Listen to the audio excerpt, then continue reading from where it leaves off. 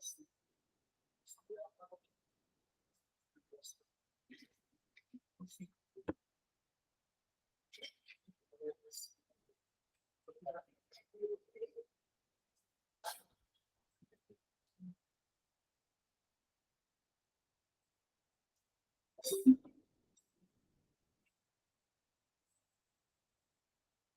morning, all. Good morning, ma'am. Good morning, ma'am. Good morning, ma'am.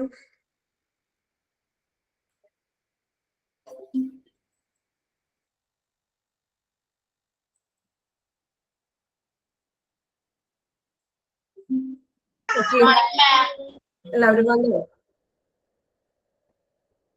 Okay, strength കുറവാണല്ലോ, വരുന്നുള്ളൂ എല്ലാവരോരുത്തര്. Okay, എല്ലാവരുടെയും മഴയൊക്കെ മാറിയോ? എല്ലാവരുടെ ഏരിയകളില് മഴയൊക്കെ കുറഞ്ഞോ? വെയിലാണ് എല്ലായിടത്തും? കുഴപ്പമൊന്നുമില്ല എല്ലാവർക്കും? ഒരു ദിവസം മഴയുടെയും കുറച്ച് റേഞ്ചിന്റെ പ്രശ്നങ്ങളും കാര്യങ്ങളൊക്കെ ഉണ്ടായിരുന്നു അല്ലേ? ഇപ്പൊ കുഴപ്പമില്ല, നോർമൽ. നമ്മളുടെ ഇവിടെ വെയിലൊക്കെയാണ് വന്നു തുടങ്ങിയിട്ടുണ്ട് കേട്ടോ. അപ്പോ പിന്നെ എങ്ങനെയാ, എല്ലാവർക്കും പനിയും അങ്ങനെയുള്ള കുറെ അസുഖങ്ങളൊക്കെ ഉണ്ട് അല്ലേ? അപ്പൊ നന്നായിട്ട് ഓരോരുത്തരും സേഫ് ആയിട്ട് ഇരിക്കുക കേട്ടോ. ഓക്കെ, ദെൻ 38 പേരായിട്ടുള്ളല്ലോ വന്നോണ്ടിരിക്കുന്നു നമ്മളല്ലോ ഓരോരുത്തര്. ഓക്കെ, നമുക്ക്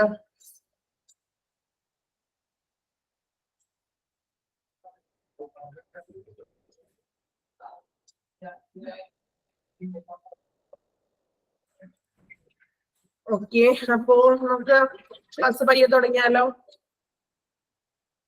പുതിയൊരു ചാപ്റ്റർ ആണ് നമ്മൾ ഇന്ന് എടുക്കാൻ പോകുന്നത്. ചാപ്റ്ററിന്റെ പേര് ഡിസ്ചാർജ് പ്രോസസ് ആണ്. കഴിഞ്ഞ ദിവസം ഞാൻ വിട്ടുപോയിട്ട് പറയാൻ സോറി, ഞാനത് നിങ്ങളോട് ഇൻഫോം ചെയ്യാൻ പറഞ്ഞായിരുന്നു. പക്ഷെ ഞാൻ അത് കാര്യം നമുക്ക് വേറെ ക്ലാസ്സിന്റെ ഇടയിലും വിട്ടുപോയതുകൊണ്ടാണ് കേട്ടോ. കുഴപ്പമില്ല, ഇന്ന് നിങ്ങൾ അതിന്റെ കോപ്പി എടുത്തോളൂ കേട്ടോ. Discharge process. ഓക്കെ, വിട്ടുപോയിട്ടോ ടീച്ചർ. നിങ്ങൾ ആ ടീച്ചറോട് ചോദിച്ചാൽ മതിയായിരുന്നു, നിങ്ങൾ വേറെ ഏതെങ്കിലും ടീച്ചേഴ്സിനോടെ ചോദിച്ചോ? നിങ്ങൾ ആരെങ്കിലും ചോദിച്ചായിരുന്നോ? റിപ്ലൈ ഒന്നും ഇല്ലല്ലോ, ചോദിച്ചില്ല. ഓക്കെ, ടീച്ചർ മറന്നുപോയി, നിങ്ങളും മറന്നുപോയി അല്ലേ? ഓക്കെ, കുഴപ്പമില്ല കേട്ടോ. നെക്സ്റ്റ് ഡേ വരുമ്പോ ഡിസ്ചാർജ് പ്രോസസ്സിന്റെ ആ ഒരു കോപ്പി ഒന്ന് എടുത്ത് വെക്കണേ.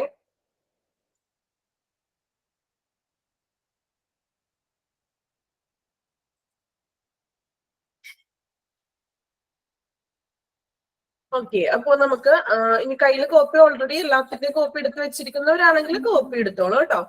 അല്ലാത്തവരാണെങ്കിൽ കുഴപ്പമില്ല, അടുത്ത ദിവസം നമ്മൾ കോപ്പി എടുത്ത് വെച്ചാൽ മാത്രം മതി. ഓക്കെ, അപ്പൊ നമുക്ക് ക്ലാസ് സ്റ്റാർട്ട് ചെയ്യാം.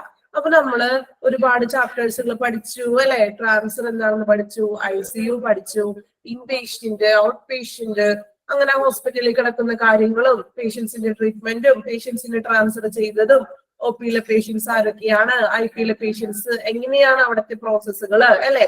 അഡ്മിറ്റ് ചെയ്യുമ്പോഴുള്ള പ്രോസസ്സുകൾ എന്തൊക്കെയാണ്, അല്ലെങ്കിൽ OP യിൽ എന്തൊക്കെയാണ് പ്രോസസ്സുകൾ, ഇങ്ങനെയുള്ള ഒരുപാട് കാര്യങ്ങൾ നമ്മൾ ഓരോ ചാപ്റ്റർ ആയിട്ട് പഠിച്ചില്ലേ?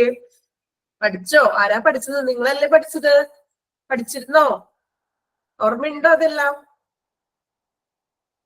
ഓക്കെ അല്ലെ, പഠിച്ചു.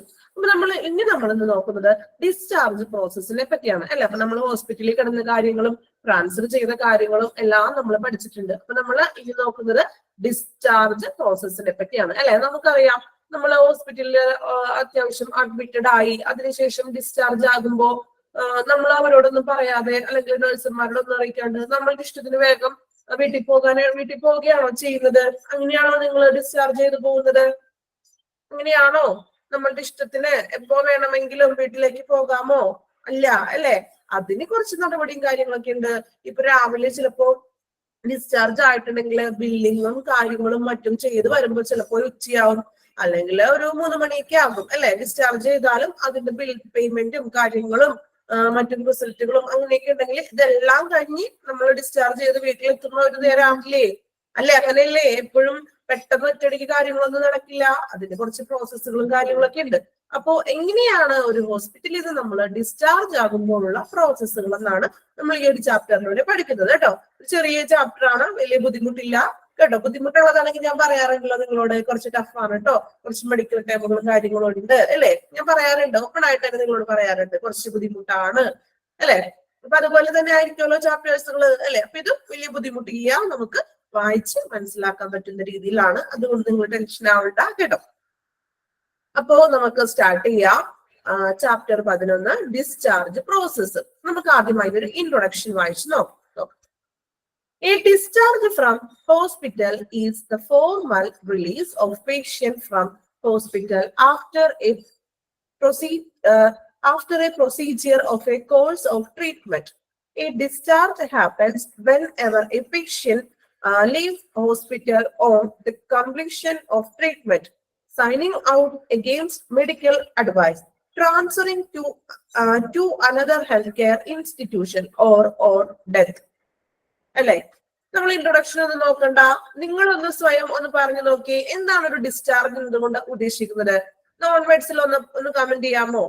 എന്താണ്? ഓക്കെ,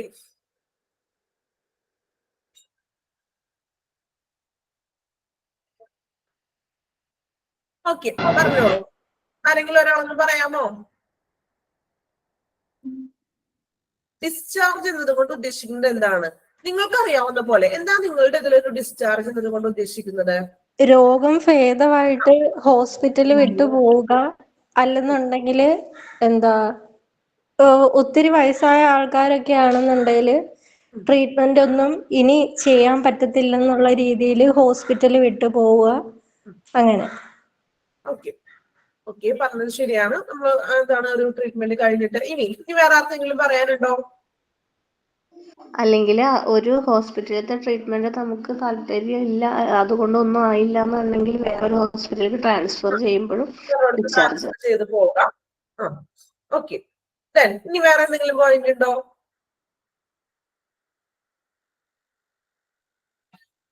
ഇനി ആർക്കൊന്നും പറയാനില്ല?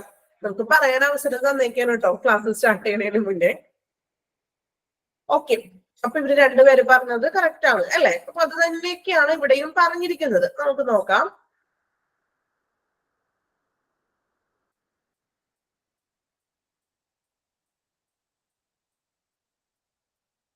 A discharge from hospital is the formal release of patient from hospital after a procedure of course of treatment. അല്ലെ, ഒരു കോഴ്സ് ഓഫ് ട്രീറ്റ്മെന്റിന് ശേഷം അല്ലെ, ഒരു ചികിത്സയുടെ ആ ഒരു നടപടിക്രമത്തിന് ശേഷം എന്താണ് ഒരു ആശുപത്രിയിൽ നിന്നും രോഗികളെ ഫോർമൽ ആയിട്ട് റിലീസ് ചെയ്യുന്നതിനാണ്.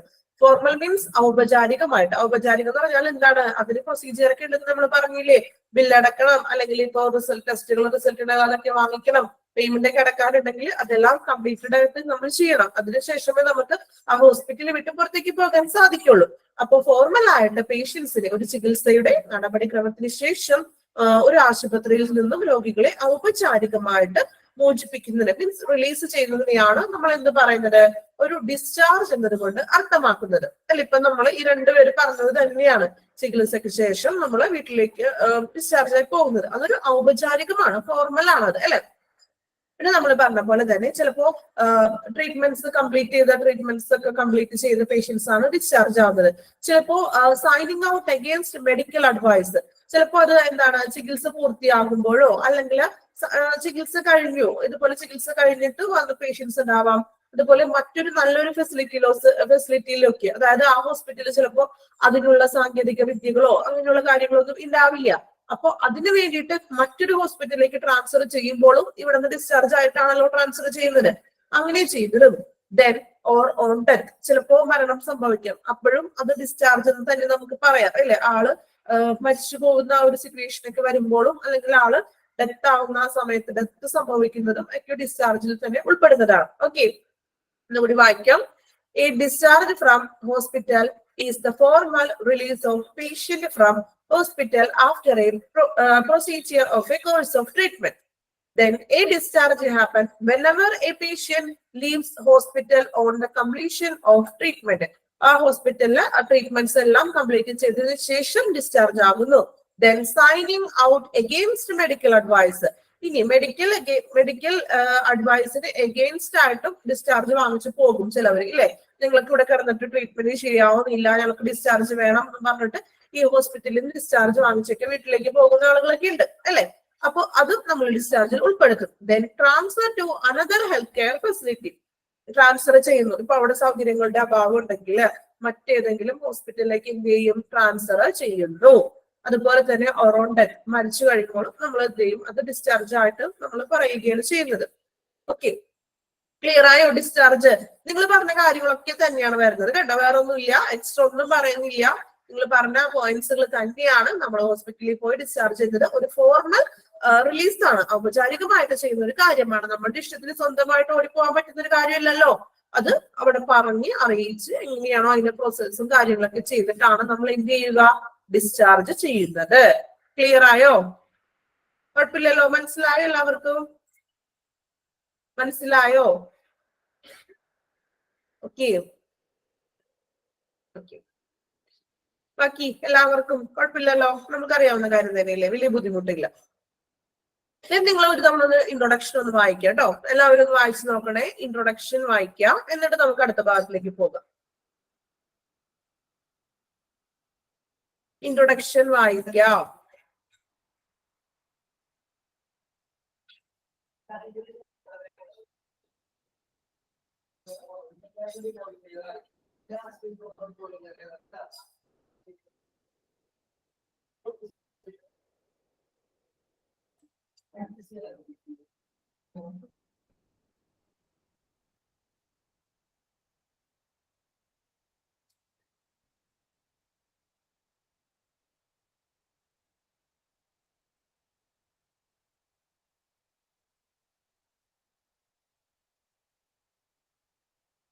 അയച്ചോ ഇൻട്രൊഡക്ഷൻ?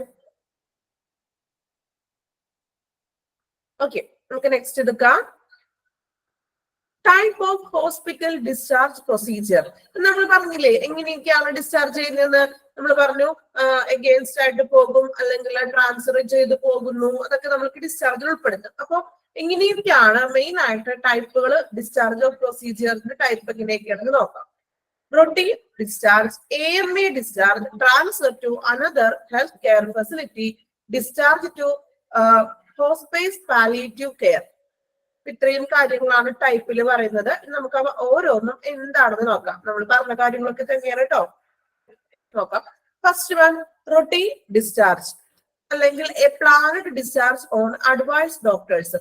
ഡോക്ടേഴ്സിന്റെ അഡ്വൈസ് പ്രകാരമുള്ള ഒരു പ്ലാനഡ് ആയിട്ടുള്ള ഡിസ്ചാർജ് ആണ് റൊട്ടീൻ ഡിസ്ചാർജ് എന്ന് പറയുന്നത്. നമുക്ക് നോക്കാം എങ്ങനെയാണ് റൊട്ടീൻ ഡിസ്ചാർജ് വരുന്നത്.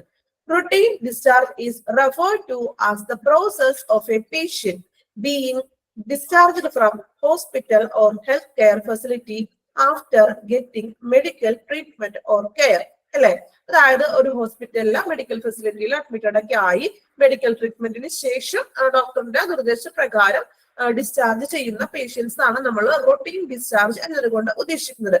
സാധാരണ നോർമലി ഒരു ഡിസ്ചാർജ് പ്രോസസ് ഡോക്ടറിന്റെ അഡ്വൈസ് പ്രകാരം മെഡിക്കൽ ട്രീറ്റ്മെന്റുകൾക്ക് ശേഷം നമ്മൾ എന്ത് ചെയ്യുന്നു, രോഗിയെ ഡിസ്ചാർജ് ചെയ്യുന്നതിനെയാണ് നമ്മൾ എന്ത് വിളിക്കുക, റൊട്ടീൻ ഡിസ്ചാർജ് എന്ന് വിളിക്കുന്നത്. ഓക്കെ, നോക്കാം.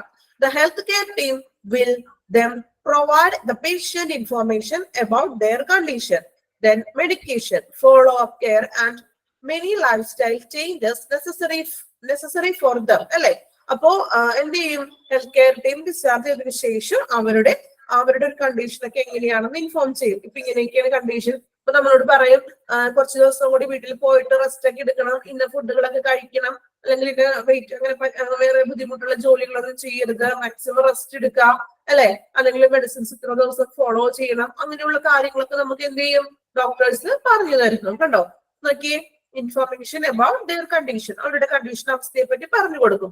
അതുപോലെ മെഡിക്കേഷൻസ് എന്ന് വെച്ചാൽ തുടർ പരിചരണം, എങ്ങനെയൊക്കെയാണ് ഇനി തുടർ ട്രീറ്റ്മെന്റ്സ് വരുന്നത്. ഫോളോ അപ്പ് കെയറുകൾ അല്ലെ, അതായത് ഇപ്പൊ ഒരു 10 ദിവസം കഴിഞ്ഞിട്ട് ഒന്നും കൂടി വന്ന് ഡോക്ടറെ കാണണോട്ട് അതൊക്കെ പറയും നമ്മൾ ഡിസ്ചാർജ് ചെയ്ത് പോകുമ്പോൾ.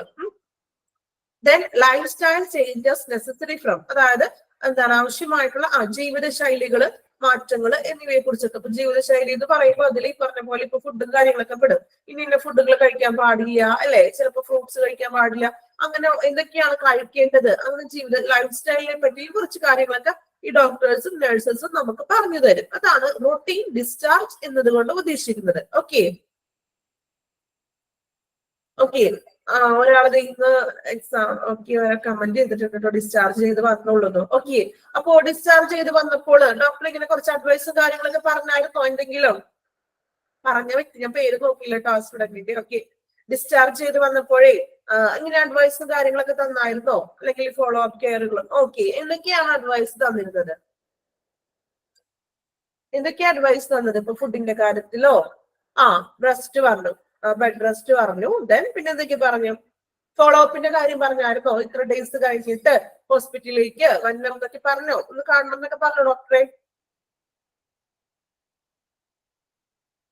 ഓക്കെ, ഫുഡിന്റെ കാര്യങ്ങളൊക്കെ പറഞ്ഞു. ഓക്കെ, ഫുഡ് കൺട്രോളിന്റെ കാര്യങ്ങളൊക്കെ പറഞ്ഞായിരുന്നു അല്ലെ? അപ്പൊ അതിനാണ് നമ്മൾ എന്ത് പറയുന്നത്? റൊട്ടീൻ ഡിസ്ചാർജ് എന്നത് കൊണ്ട് ഉദ്ദേശിക്കുന്നത്. ഓക്കെ, നമ്മള് റൊട്ടീൻ ഡിസ്ചാർജ് എന്താണെന്ന് മനസ്സിലായോ? ക്ലിയർ ആയോ? നമുക്ക് ഓരോ കാര്യങ്ങൾ പറയുമ്പോ നിങ്ങളുടെ ഓരോരുത്തരുടെ അനുഭവങ്ങളിൽ നിന്ന് പറയാലോ, അപ്പൊ നിങ്ങൾക്ക് കുറച്ചും കൂടി വ്യക്തത കിട്ടില്ലേ? ഓക്കെ, ക്ലിയർ ആയോ? റൊട്ടീൻ അഡ്മിഷൻ എല്ലാവർക്കും കുഴപ്പമില്ലല്ലോ, വലിയ ബുദ്ധിമുട്ടൊന്നുമില്ല, നമുക്കറിയാവുന്ന കാര്യങ്ങളൊക്കെ തന്നെയാണ്. നെക്സ്റ്റ് നമുക്ക് നോക്കാം AMA ഡിസ്ചാർജ്. AMA ഡിസ്ചാർജ് ഇത് നമുക്കറിയാവുന്ന കാര്യങ്ങളൊക്കെ തന്നെയാണ് കേട്ടോ. കഴിഞ്ഞൊരു നമ്മളൊരു ചാപ്റ്ററിൽ പഠിച്ച നിങ്ങൾക്കാണോന്ന് അറിയില്ല, ചാപ്റ്ററിൽ ഉണ്ട്, നമുക്കിത് പഠിക്കാം. ഓക്കെ, AMA ഡിസ്ചാർജ് എന്താണ്? AMAയുടെ ഫുൾ ഫോം ആദ്യം തന്നെ പഠിക്കണേ, അണ്ടർലൈൻ ചെയ്ത് വെക്കാം. Against medical advice. AMA against medical advice underline ചെയ്തിട്ടുള്ളൂ കേട്ടോ, ഇമ്പോർട്ടന്റ് ആണ്. Again, medical advice. Okay. Underline ചെയ്തോ?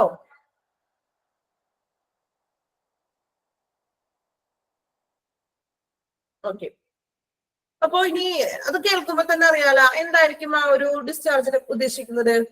അഗെയിൻസ്റ്റ് മെഡിക്കൽ അഡ്വൈസ് എന്ന് ഉദ്ദേശിക്കുന്നത് എന്തായിരിക്കും? നിങ്ങളൊന്ന് പറഞ്ഞു നോക്കി. അതിലേക്ക് നോക്കണ്ട കേട്ടോ, അല്ലാതെ തന്നെ നമ്മളൊന്ന് കേൾക്കുമ്പോ തന്നെ മനസ്സിലാവില്ല ഏകദേശം എന്തായിരിക്കും ഇപ്പോ AMA ഡിസ്ചാർജ് എന്ന് ഉദ്ദേശിക്കുന്നത്? കമന്റ് ചെയ്യൂ പെട്ടെന്ന്.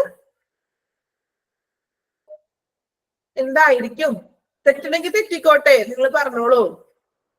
നിങ്ങളുടെ ഒരു അറിവില് എന്തായിരിക്കും ഈ അഗെയിൻസ്റ്റ് മെഡിക്കൽ അഡ്വൈസ് ഉദ്ദേശിക്കുന്നത്? ആർക്കും ഒന്നും പറയാനില്ലേ? ഓക്കെ, നമ്മുടെ ഇഷ്ടത്തിന് ചെക്കപ്പ് ഒക്കെ. ഓക്കെ, വേറെ ആർക്കും പറയാനില്ലേ ഒന്നും?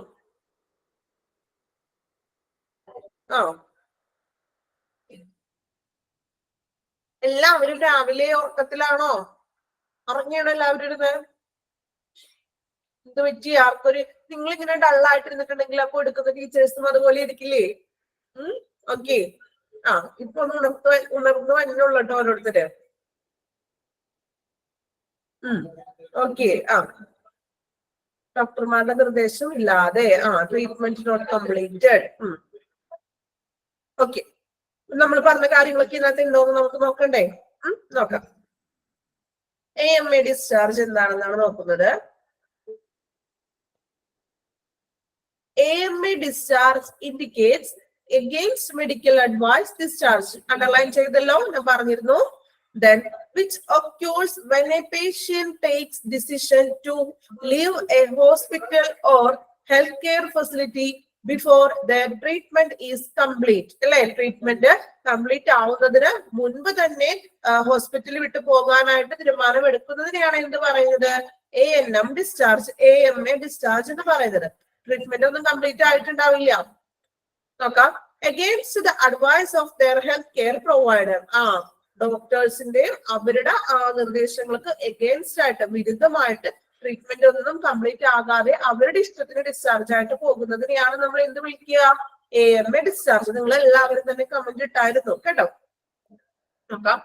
AMA discharge may occur for a variety of reasons. ഇങ്ങനെയുള്ള ഡിസ്ചാർജുകൾക്ക് പലതരത്തിലുള്ള റീസൺസ് ഉണ്ടെന്ന്. എന്തൊക്കെയാണ്? Including a desire to leave the hospital early. അതായത് എന്താണ്? നേരത്തെ തന്നെ ആശുപത്രി വിടാനുള്ള ആഗ്രഹം. ഇപ്പൊ ഒരു 10 ദിവസം ഡോക്ടർ അഡ്മിറ്റ് ആയിട്ട് കിടക്കാൻ പറഞ്ഞാല് 5 ദിവസം ആകുമ്പോഴേക്കും ചില ആൾക്കാർക്ക് മതിയാവും. ഞങ്ങൾക്ക് ഇത്രയും മതി, ഞങ്ങൾക്ക് പറ്റുന്നില്ല, വീട്ടിലേക്ക് പോകണം, ഡിസ്ചാർജ് എഴുതി തരൂ എന്ന് പറഞ്ഞു വരും അല്ലെ? അപ്പൊ ഒന്നാമത്തെ കാര്യം അത് നേരത്തെ തന്നെ പോകാനുള്ള ഒരു തീരുമാനം. Then disagreement with the recommended treatment plan. ഇനി ഡോക്ടർ പറഞ്ഞ ഒരു ചികിത്സാ പ്ലാനിനോട് എതിരായിട്ടുള്ളത്, ഞങ്ങൾക്ക് ഈ പ്ലാൻ തുടരാൻ താല്പര്യമില്ല, അങ്ങനെയുള്ള ഒരു തീരുമാനം, ഡോക്ടറുടെ ആ ഒരു തീരുമാനത്തോട്. Then or defect with the quality of care. പിന്നെ നിങ്ങൾ പറഞ്ഞതുപോലെ ക്വാളിറ്റി, ആ ഹോസ്പിറ്റലില് അതിനുള്ള പരിചരണത്തിനുള്ള ഗുണനിലവാരം ഒന്നും ഇല്ല എങ്കിൽ ഞങ്ങൾക്ക് ഇവിടുന്ന് ഡിസ്ചാർജ് ആയിട്ട് മറ്റൊരു നല്ലൊരു ഹോസ്പിറ്റലിലേക്ക് പോകാനാണ് ഞങ്ങളുടെ തീരുമാനം എന്ന് പേഷ്യൻസ് അറിയിക്കും, അല്ലെ? അപ്പോ ഇതും ഒരു കാരണമാണ്. അപ്പോ മെയിൻ ആയിട്ട് പറഞ്ഞത് എന്തൊക്കെയാണ്? നേരത്തെ തന്നെ ആശുപത്രി വിടാനുള്ള തീരുമാനം. അതായത് 10 ദിവസം കിടക്കാൻ പറഞ്ഞാൽ 5 ദിവസം ആകുമ്പോൾ എന്ത് പറയും ഡോക്ടറോട്? ഞങ്ങൾക്ക് പറ്റില്ല, ഡിസ്ചാർജ് ചെയ്ത് തന്നെ പറഞ്ഞ് വീട്ടിലേക്ക് പോകുന്നത്. Then ഡിസ്എഗ്രിമെന്റ് വിത്ത് റെക്കമെൻഡഡ് ട്രീറ്റ്മെന്റ് പ്ലാൻ. ആ ഡോക്ടർ പറഞ്ഞ പ്ലാനിനോട് അവർക്ക് ഒരു മീൻസ് എതിരായിരിക്കും അവര്.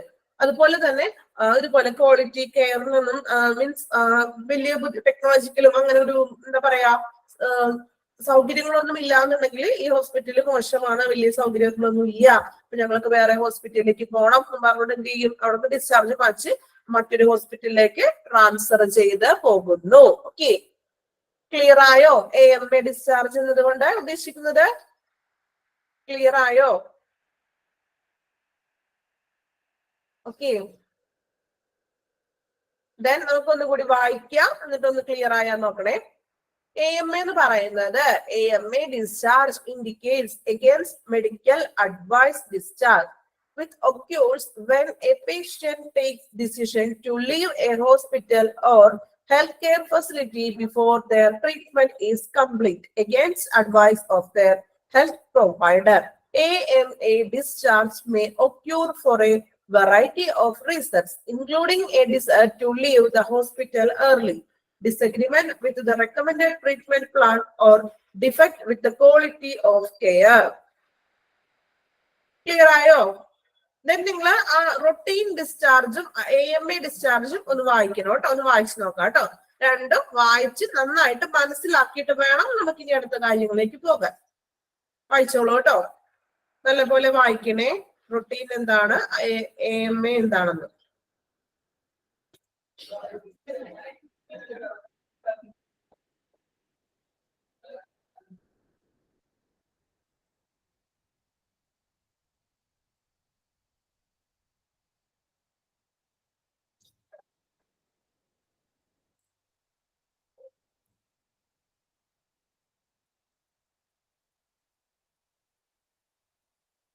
AMA ഇമ്പോർട്ടന്റ് ആണ് കേട്ടോ, എക്സാമിന് ചോദിക്കാറുണ്ട്.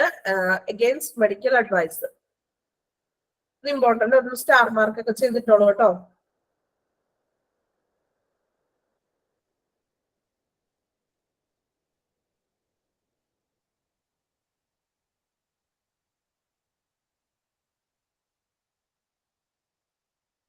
വായിക്കുന്നതിനോടൊപ്പം തന്നെ അതിന്റെ മലയാളം മീനിങ്ങും നിങ്ങൾ തന്നെ സ്വയം ഒന്ന് മനസ്സിലാക്കി പോവാട്ടോ. റൊട്ടീൻ ഡിസ്ചാർജ് എന്ന് പറഞ്ഞാൽ നോർമലി നമ്മൾ ഹോസ്പിറ്റലിൽ കിടന്ന് ഡോക്ടർ ഇപ്പൊ ഒരാഴ്ച കിടക്കാൻ പറഞ്ഞു, ഒരാഴ്ച ട്രീറ്റ്മെന്റ് കാര്യങ്ങളൊക്കെ കഴിഞ്ഞ് ഡോക്ടർ തന്നെ ഡോക്ടറിന്റെ അഡ്വൈസ് പ്രകാരം നമ്മൾ വീട്ടിലേക്ക് ഡിസ്ചാർജ് ആകുന്ന ഒരു പ്രോസസ്സിനെയാണ് റൊട്ടീൻ ഡിസ്ചാർജ് എന്ന് ഉദ്ദേശിക്കുന്നത്. ഈ ഡിസ്ചാർജ് ആയതിനു ശേഷം നമുക്ക് ഡോക്ടേഴ്സ് എന്ത് പറയും?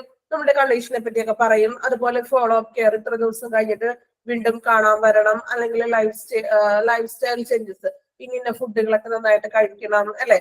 അപ്പോ അങ്ങനെയുള്ള കാര്യങ്ങളൊക്കെ നമുക്ക് ഡോക്ടർ തന്നെ അഡ്വൈസ് ചെയ്ത് തരുന്നത്.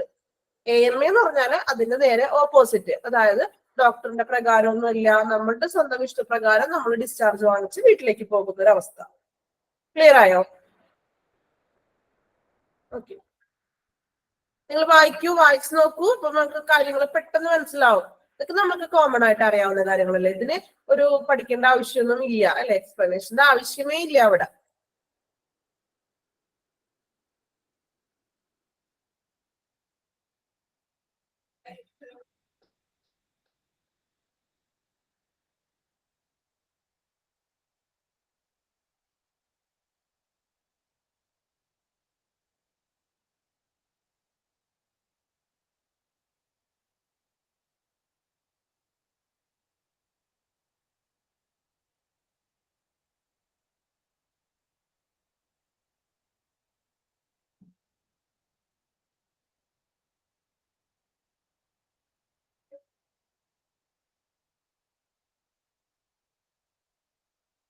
കംപ്ലീറ്റ് ആയോ? ഡൗട്ട്സ് ഒന്നും ഇല്ലല്ലോ? റൊട്ടീൻ ഡിസ്ചാർജും AMA ഡിസ്ചാർജും ഓക്കെ ആണ് എല്ലാവരും? ഓക്കെ.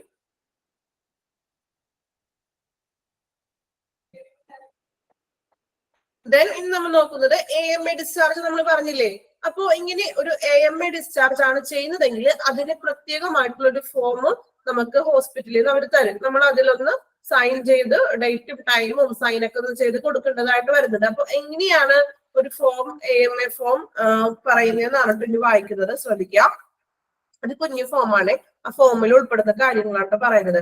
നിങ്ങൾ ഇങ്ങനെ ഒരു ഫോമിനെ പറ്റി നിങ്ങൾക്ക് നേരത്തെ അറിയാമായിരുന്നോ? അറിവുണ്ടായിരുന്നോ? ആദ്യമായിട്ട് കേൾക്കണോ? ആണോ? ആർക്കെങ്കിലും നേരത്തെ തന്നെ അറിയാമായിരുന്നോ ഇങ്ങനെ ഒരു AMA എന്നും പറഞ്ഞൊരു സംഭവമൊക്കെ ഉണ്ടെന്ന്? അറിയാം. ഓക്കെ, കുറച്ച് പേർക്ക് അറിയാമെന്ന് തോന്നുന്നു. ഓക്കെ, ഭൂരിഭാഗം പേർക്ക് അറിയില്ല. അപ്പൊ നമ്മൾ ഇന്നാണ് ഇത് കേൾക്കുന്നത്. അപ്പൊ ഇനി ഇത് അറിയില്ല എന്ന് പറയരുതും കേട്ടോ. അപ്പൊ നമുക്ക് ഇനി വീട്ടിലുള്ളവരോട് പറയാലോ, ഇങ്ങനെ ഒരു ഫോം ഒക്കെ ഉണ്ട് ഡിസ്ചാർജ് ചെയ്യുന്നതിന്, അല്ലെ? നമ്മൾ പഠിക്കുമ്പോ നമ്മൾ പഠിക്കണ നമ്മുടെ വീട്ടുകാരോടൊക്കെ കുറച്ച് പറയണം കേട്ടോ. അവരറിയണ്ടേ പൈസ മുടക്കി പഠിക്കണേന്, അല്ലെ? ഓരോരുത്തര് ചിലപ്പോ ഹസ്ബൻഡൊക്കെ ആയിരിക്കില്ലേ പൈസ ഫീസും കാര്യങ്ങളൊക്കെ കൊടുക്കുന്നത്? ആണോ? മാരേജ് കഴിഞ്ഞവരൊക്കെ ആണെങ്കിലേ ഹസ്ബൻഡൊക്കെ ആയിരിക്കില്ലേ കൊടുക്കുക, അല്ലേ ഫീസ് കൊടുക്കുന്നത്? അപ്പൊ അവരറിയണ്ടേ നമ്മൾ പഠിക്കുന്ന കാര്യങ്ങള്. അപ്പൊ അത്യാവശ്യം കോമൺ ആയിട്ട് വരുന്ന കാര്യങ്ങളൊക്കെ കുറച്ചൊക്കെ ഒന്ന് ഹസ്ബൻഡിനോട് വീട്ടുകാരോടൊക്കെ ഒന്ന് പറയാ, ഇങ്ങനെയൊക്കെയാണ്. അപ്പൊ അവർക്കും തോന്നും, ഞാൻ പൈസ കൊടുത്ത് പഠിപ്പിക്കുന്നത് വെറുതെ ആയിട്ടില്ല, എന്തെങ്കിലുമൊക്കെ പഠിക്കുന്നുണ്ടെന്ന് തോന്നട്ടെ, അല്ലെ? അപ്പൊ ഇങ്ങനെയുള്ള കാര്യങ്ങളൊക്കെ ഒന്ന് പറഞ്ഞു കൊടുക്കണം കേട്ടോ. ഓക്കെ, നമുക്ക് എന്താണ് ആ ഫോമില്, ഈ AMA ഫോമില് പറഞ്ഞിരിക്കുന്നത് നോക്കാം.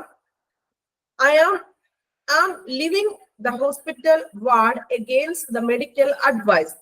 Doctor explained to me about my disease condition and I will effect of discharge medical advice. അല്ലെ? ഞാൻ ഈ ഹോസ്പിറ്റൽ വാർഡ് വിട്ട് ആ ഹോസ്പിറ്റൽ വാർഡിന് എഗെയിൻസ്റ്റ് മെഡിക്കൽ അഡ്വൈസ് എഗെയിൻസ്റ്റ് വിട്ട് പോവുകയാണ്.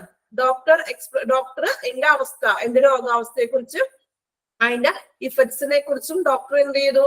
എന്നോട് സംസാരിച്ചു. ഡിസ്ചാർജ് മെഡിക്കൽ അഡ്വൈസിനെ കുറിച്ച് പറഞ്ഞു. Doctors, hospital and staff will not be responsible for any ill effects that may happen after my departure.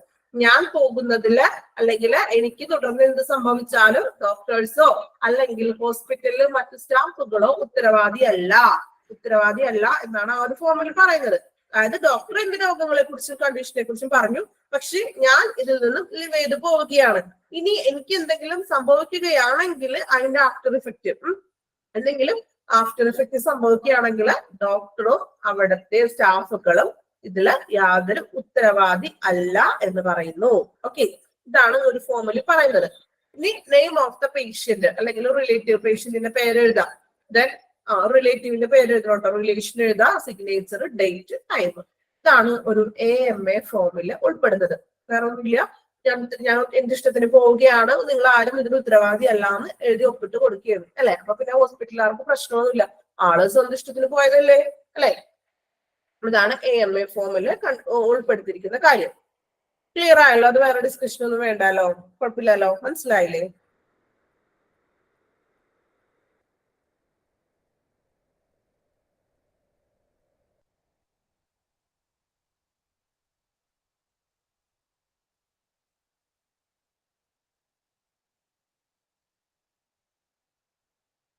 Then transfer to another healthcare facility, അല്ലെ? നമ്മൾ പറഞ്ഞു ട്രാൻസ്ഫർ ചെയ്ത് മറ്റൊരു ഫെസിലിറ്റിയിലേക്ക് പോകുന്നത് എന്താണെന്ന് നോക്കാം.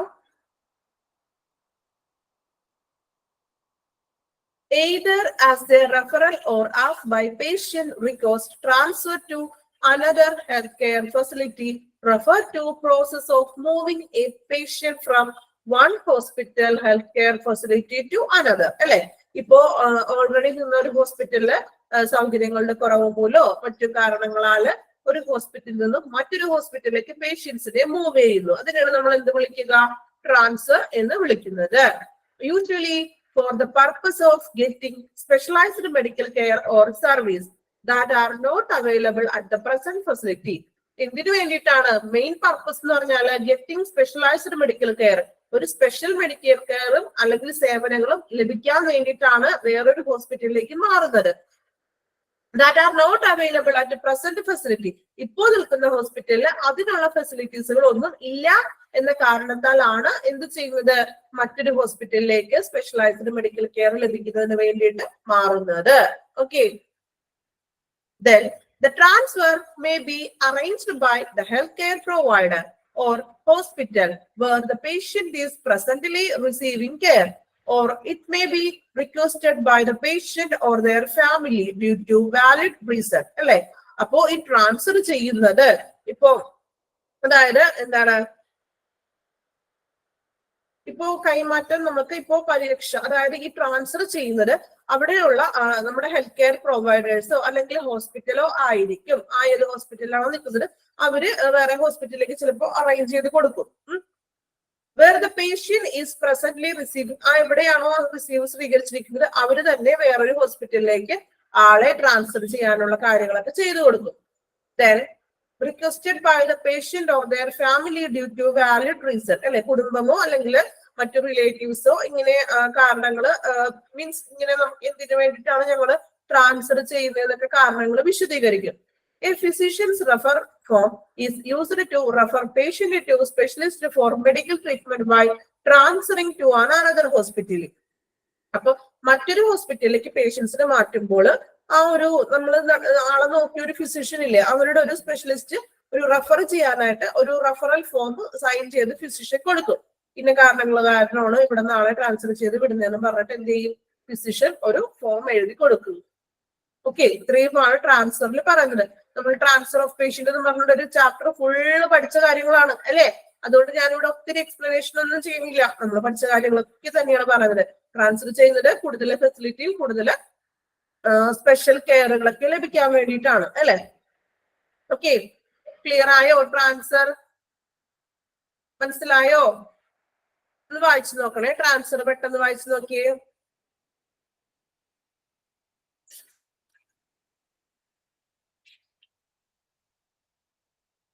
ട്രാൻസ്ഫർ വായിച്ചു നോക്കാം കേട്ടോ, എന്നിട്ട് നമുക്ക് അടുത്തതിലേക്ക് പോവാം.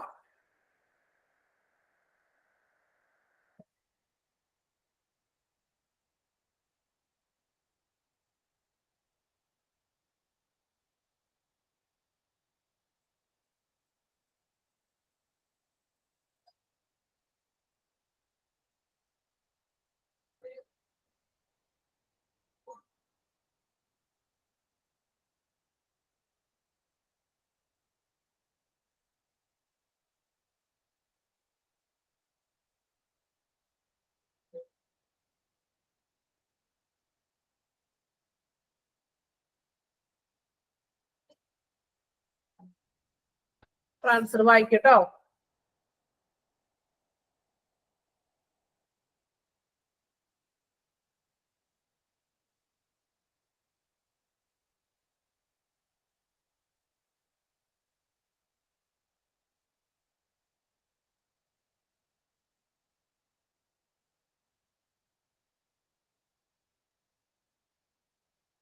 വായിച്ചോ? കഴിഞ്ഞു എല്ലാവരുടെയും?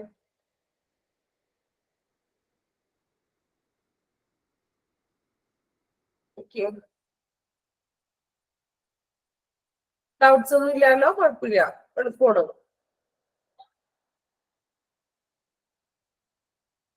Then next, discharge to hospice or palliative care. അല്ലെ, ഹോസ്പൈസ് മീൻസ് എന്താ, ഇപ്പോ പാലിയേറ്റീവ് കെയർ അങ്ങനത്തെ സെന്ററുകളില്ലേ, അതിനാണ് ഈ ഹോസ്പൈസ് ഉദ്ദേശിക്കുന്നത് കേട്ടോ.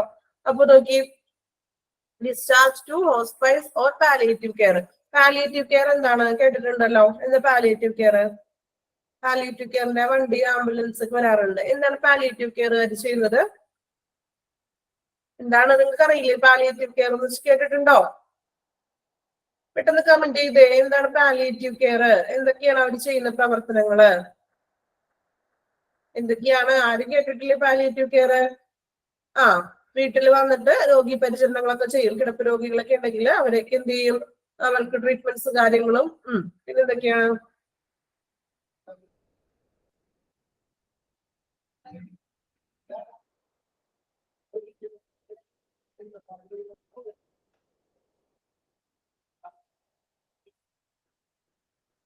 ഓക്കെ, ഒരാളുടെ ഹസ്ബൻഡ് പാലിയേറ്റീവ് കെയറിലാണ് ഓക്കെ വർക്ക് ചെയ്യുന്നത് അല്ലെ. ഓക്കെ, അപ്പോ നാളെ വരുമ്പോ പാലിയേറ്റീവ് കെയറിൽ എന്തൊക്കെയാണ് ചെയ്യുന്നത് ഹസ്ബൻഡിനോട് ചോദിച്ചിട്ട് വന്ന് ഞങ്ങൾക്ക് നാളെ ഡീറ്റെയിൽ ആയിട്ട് പറഞ്ഞു തരണം കേട്ടോ.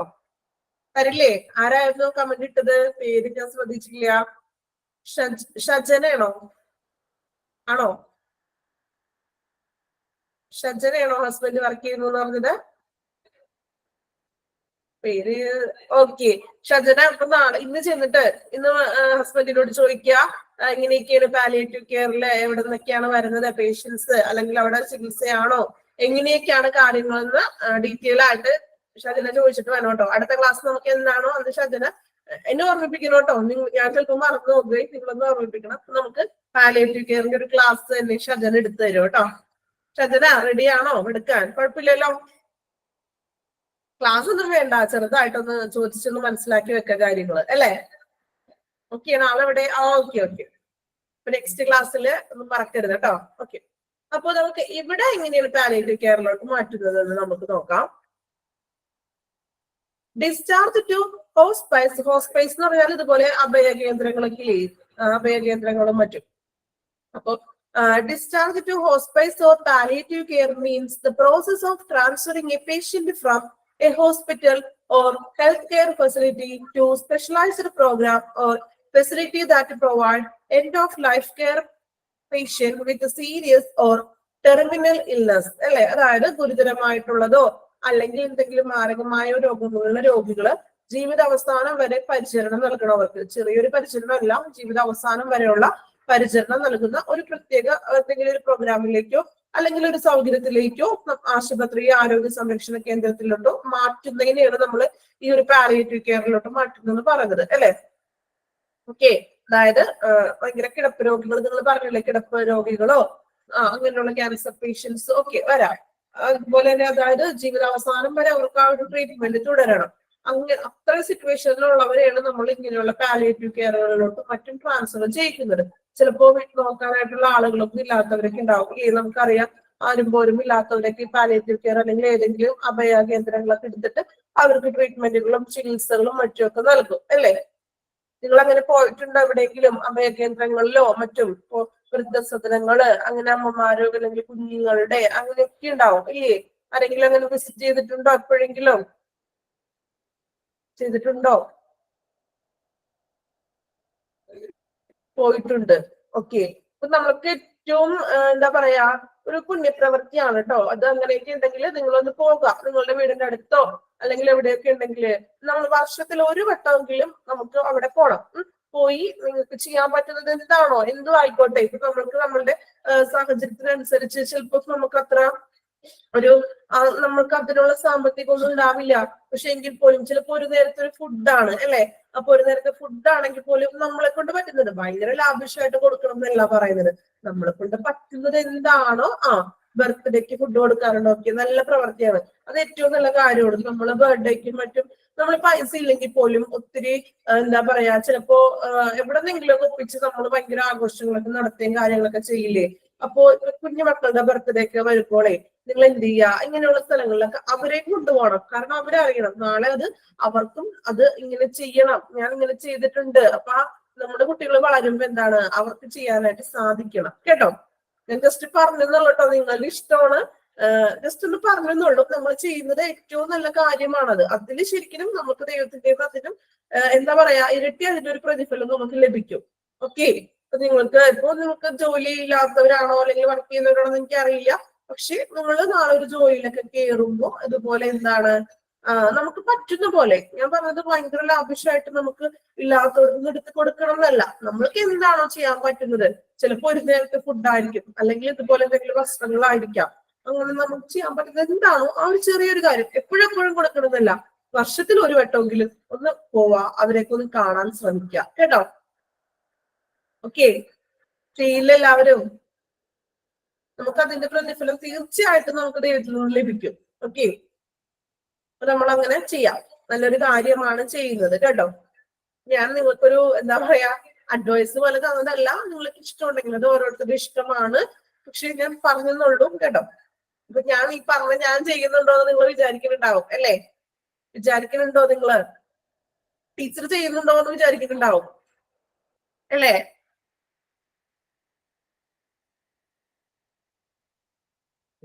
ചാരിറ്റബിൾ ട്രസ്റ്റോ എവിടെയെങ്കിലും ചെയ്യാം കേട്ടോ. അതൊക്കെ ഏറ്റവും ഈ പറഞ്ഞ പോലെ നമുക്ക് ചെയ്യാൻ പറ്റുന്ന ഏറ്റവും നല്ല കാര്യമാണ്. നമ്മൾക്കുള്ളതുപോലെ ചെയ്താൽ മതി.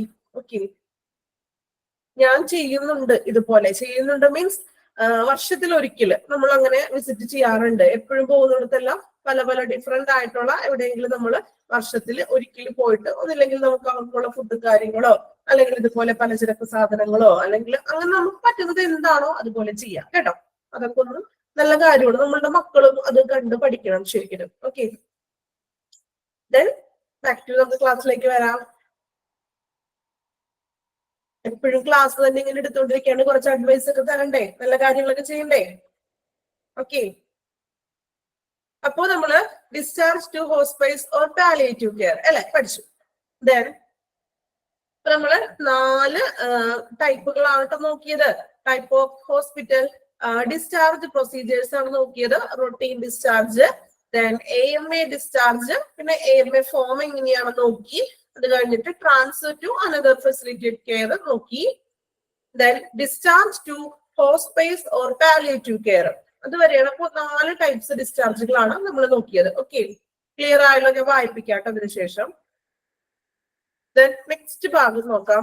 Things you can implement right way to remove the obstacles in your discharge process and improve revenues. എന്താണ് അപ്പോ ഒബ്സ്റ്റക്കിൾ എന്ന് വെച്ചാൽ എന്താ മീനിങ്? ഒബ്സ്റ്റക്കിൾസ് കേട്ടിട്ടില്ല ഏട്ടാ? തടസ്സങ്ങൾ.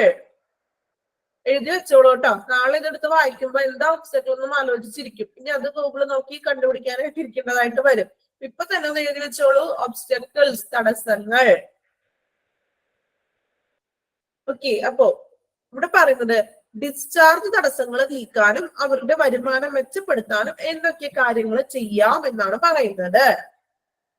അപ്പോ പോയിന്റ്സ് ആയിട്ടാണ് പറഞ്ഞിരിക്കുന്നത്. ജസ്റ്റ് വായിച്ച് മനസ്സിലാക്കിയാൽ മതി. വലിയ ഇമ്പോർട്ടൻസ് നോക്കാം, ഒന്ന് ശ്രദ്ധിക്കാം. ഓക്കെ, എഫിഷ്യന്റ് ബില്ലിംഗ് സിസ്റ്റം, കൃത്യമായിട്ടുള്ള കാര്യക്ഷമമായിട്ടുള്ള ബില്ലിംഗ് സിസ്റ്റം കൊണ്ടുവരിക. Then electronic charts and medical records, ചാർട്ടുകളും ഇതെല്ലാം ഇലക്ട്രോണിക് ആക്കാൻ മീൻസ് കമ്പ്യൂട്ടറൈസ്ഡ് ആക്കുക. Then discharge planning during admission അല്ലെ, പ്രവേശന സമയത്ത് ഡിസ്ചാർജ് ആസൂത്രണങ്ങളും കാര്യങ്ങളും അതും എല്ലാം പ്ലാൻ ചെയ്യുക. ദെൻ ഇംപ്രൂവ് കെയർ കോർഡിനേഷൻ, അതായത് എന്താണ്? പരിചരണത്തിലെ ഏകോപനം. എല്ലാ ഡിപ്പാർട്ട്മെന്റുകളും നല്ല രീതിയിലുള്ള മീൻസ് എല്ലാ ഡിപ്പാർട്ട്മെന്റും അങ്ങോട്ടും ഇങ്ങോട്ടും നല്ല രീതിയിൽ സഹകരിച്ചുകൊണ്ട് പ്രവർത്തിക്കാം. ദെൻ ബെറ്റർ ബെഡ് മാനേജ്മെന്റ് അല്ലെ, നല്ല രീതിയിലുള്ള ബെഡ് മാനേജ്മെന്റ് സിസ്റ്റം ഒക്കെ. ഇപ്പൊ നമ്മൾ പറഞ്ഞില്ലേ, സൗകര്യങ്ങളൊന്നും ഇല്ല, ബെഡൊന്നും ഇല്ലെങ്കിൽ നിലത്ത് പായിട്ട് കിടക്കാൻ പറ്റോടെ, അപ്പൊ തന്നെ ആള് ഞങ്ങൾക്ക് ഡിസ്ചാർജ് ചെയ്ത് പോകണമെന്നും പറഞ്ഞ് പോകും അല്ലെ. അപ്പൊ അങ്ങനെയുള്ള bed management system. Ensure discharge medication reaches the ward. എന്താ ASAP ഉദ്ദേശിക്കുന്നത്? മനസ്സിലായോ? ഷോർട്ട് പറഞ്ഞിരിക്കുന്നതാണ്. ഇനി നാളെ പോയിട്ട് അത് ഗൂഗിളിൽ പോയിട്ട് സെർച്ച് ചെയ്യേണ്ട കാര്യമൊന്നും ഇല്ല. എന്താണ് ASAP? ആർക്കെങ്കിലും പറയാമോ? നമ്മൾ കോമൺ ആയിട്ട് പറയുന്ന ഒരു വാക്കാണ്. ഓക്കെ, ഒരാള് പറഞ്ഞോട്ടെ. ജിൽസിക്ക് മനസ്സിലായി അല്ലെ? as soon as possible. അതുപോലെ നമ്മൾ പറയില്ലേ, as soon as possible. നിങ്ങളത് ഒരുപക്ഷെ നാളെ പോയിട്ട് ഇത് പോയിട്ട് ഗൂഗിളിൽ ഒന്ന് സെർച്ച് ചെയ്ത് നോക്കില്ലേ? എത്ര പേര് നോക്കുമായിരുന്നു? നോക്കില്ലേ? പെട്ടെന്ന് കാണുമ്പോളേ നോക്കോ? ഓക്കെ, സത്യസന്ധമായിട്ട് പറയുന്ന ആൾക്കാരുണ്ട് കേട്ടോ ഇതിനകത്ത്. ഓക്കെ, നമ്മൾ ചിലപ്പോ പോയിട്ട് സെർച്ച് ചെയ്ത് നോക്കും. ഇനി ഗൂഗിളിൽ പോയി നോക്കുമ്പോ അവിടെ ചിലപ്പോ വേറെ എന്തെങ്കിലും ഫുൾ ഫോം ഒക്കെ ഉണ്ട്. ഇനി അതൊന്നും പഠിച്ചു വെക്കണ്ട. അതുകൊണ്ട് ഇപ്പൊ തന്നെ ആ സൈഡിലൊന്ന് എഴുതി വെച്ച പെട്ടെന്ന് as soon as possible. അതായത് എന്താണ്?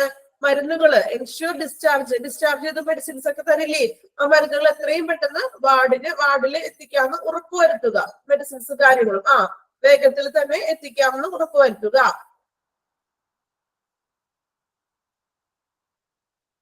ഓക്കെ, ദെൻ നിങ്ങളൊന്ന് ഇത്രയും ഭാഗം ഒന്ന് വായിക്കാം കേട്ടോ. ഫസ്റ്റ് തുടങ്ങിയല്ല അഡ്മിഷൻസ് തുടങ്ങിയിട്ട് ഡിസ്ചാർജ് പ്രോസസ് തുടങ്ങി വായിക്കാം കേട്ടോ.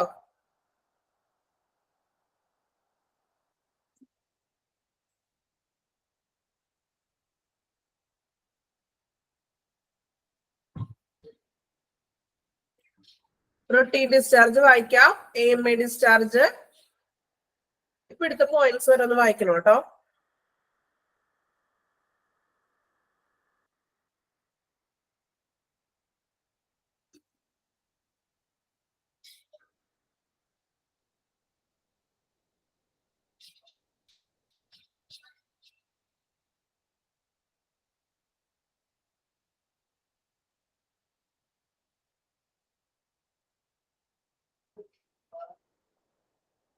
പറയാം കേട്ടോ, പോയിന്റുകൾ ഒന്നുകൂടി പറയാം. നിങ്ങൾ ഇവിടെ വരെ ഒന്ന് വായിച്ചു തന്നെ.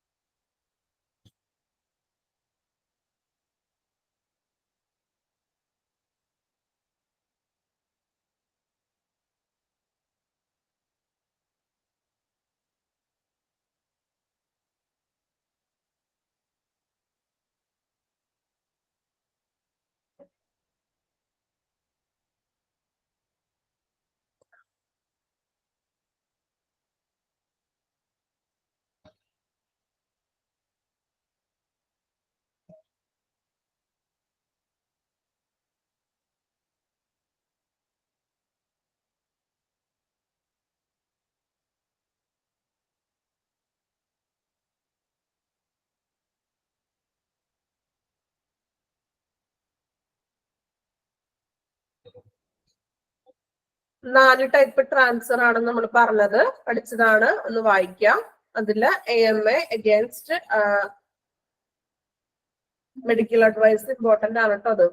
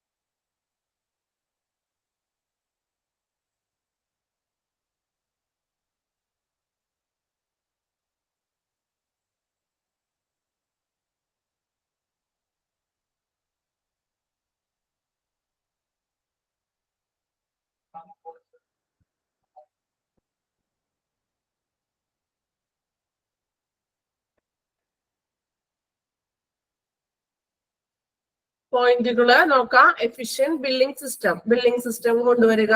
Electronic charts and medical records, computerised ആയിട്ടുള്ള ചാർട്ടുകളും മെഡിക്കൽ റെക്കോർഡ്സുകളും കൊണ്ടുവരിക. അതുപോലെ തന്നെ എന്താണ്, ഡിസ്ചാർജ് പ്ലാനിങ്, അഡ്മിഷൻ ടൈമിൽ തന്നെ ഡിസ്ചാർജിന്റെ പ്ലാനിങ് കൊണ്ടേക്ക് ഒന്ന് ചെയ്യുക.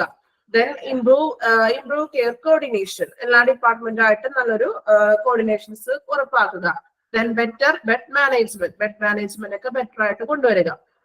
Last one, ensure discharge medication reaches the ward as soon as possible. അതായത് എന്താണ്, ഡിസ്ചാർജ് മരുന്നുകൾ കഴിയുന്നത്ര വേഗത്തിൽ തന്നെ വാർഡിലേക്ക് കൊടുത്തുവിടാൻ. അല്ലെ, നമുക്ക് ബാക്കി മെഡിസിൻസ് ഒക്കെ അവർ തരില്ലേ, അപ്പൊ എത്രയും പെട്ടെന്ന് തന്നെ ആ ഡിസ്ചാർജ് ചെയ്തിട്ടുള്ള മരുന്നുകൾ കഴിയുന്നത്ര വേഗം കൊടുത്തുവിടാൻ, അതായത് പേഷ്യൻസിന് കൊടുക്കുക. ക്ലിയർ ആയി? ലാസ്റ്റ് പോയിന്റ് ഡൗട്ട് ചോദിച്ച ആൾക്ക്, ഡിസ്ചാർജ് ചെയ്തിട്ട് മെഡിസിൻസ് തരില്ലേ, അത് എത്രയും പെട്ടെന്ന് തന്നെ ഒന്ന് കൊടുക്കാനായിട്ട്. Okay,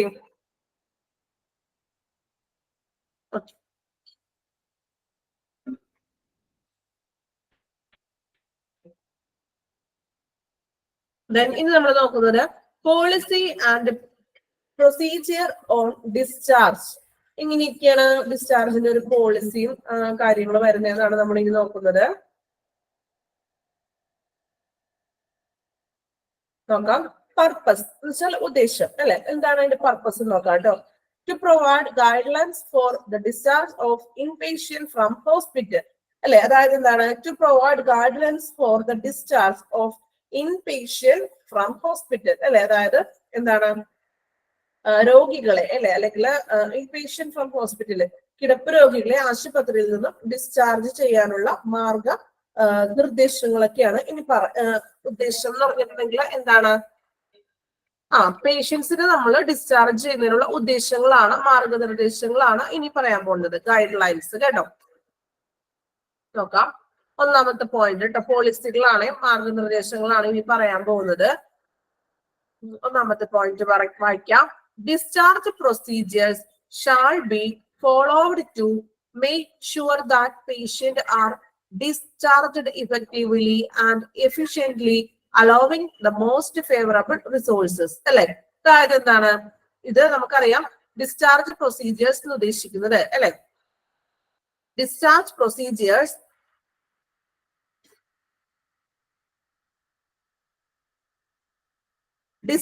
procedures shall be followed to make sure that patients are discharged effectively and efficiently, allowing the most favorable resources.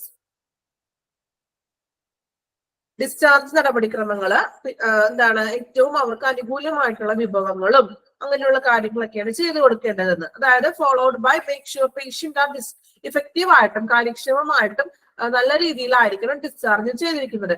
അവർക്ക് മോസ്റ്റ് ഫേവറബിൾ ആയിട്ടുള്ള അത് അനുകൂലമായിട്ടുള്ള വിഭവങ്ങളാണ് നമുക്ക് അനുവദിച്ചു കൊടുത്തിട്ട് ഡോക്ടേഴ്സിന്റെ അഡ്വൈസ് പ്രകാരവും മറ്റും നല്ല രീതിയിലായിരിക്കണം ഡിസ്ചാർജ് കാര്യക്ഷമമായിട്ടും ചെയ്യേണ്ടത്.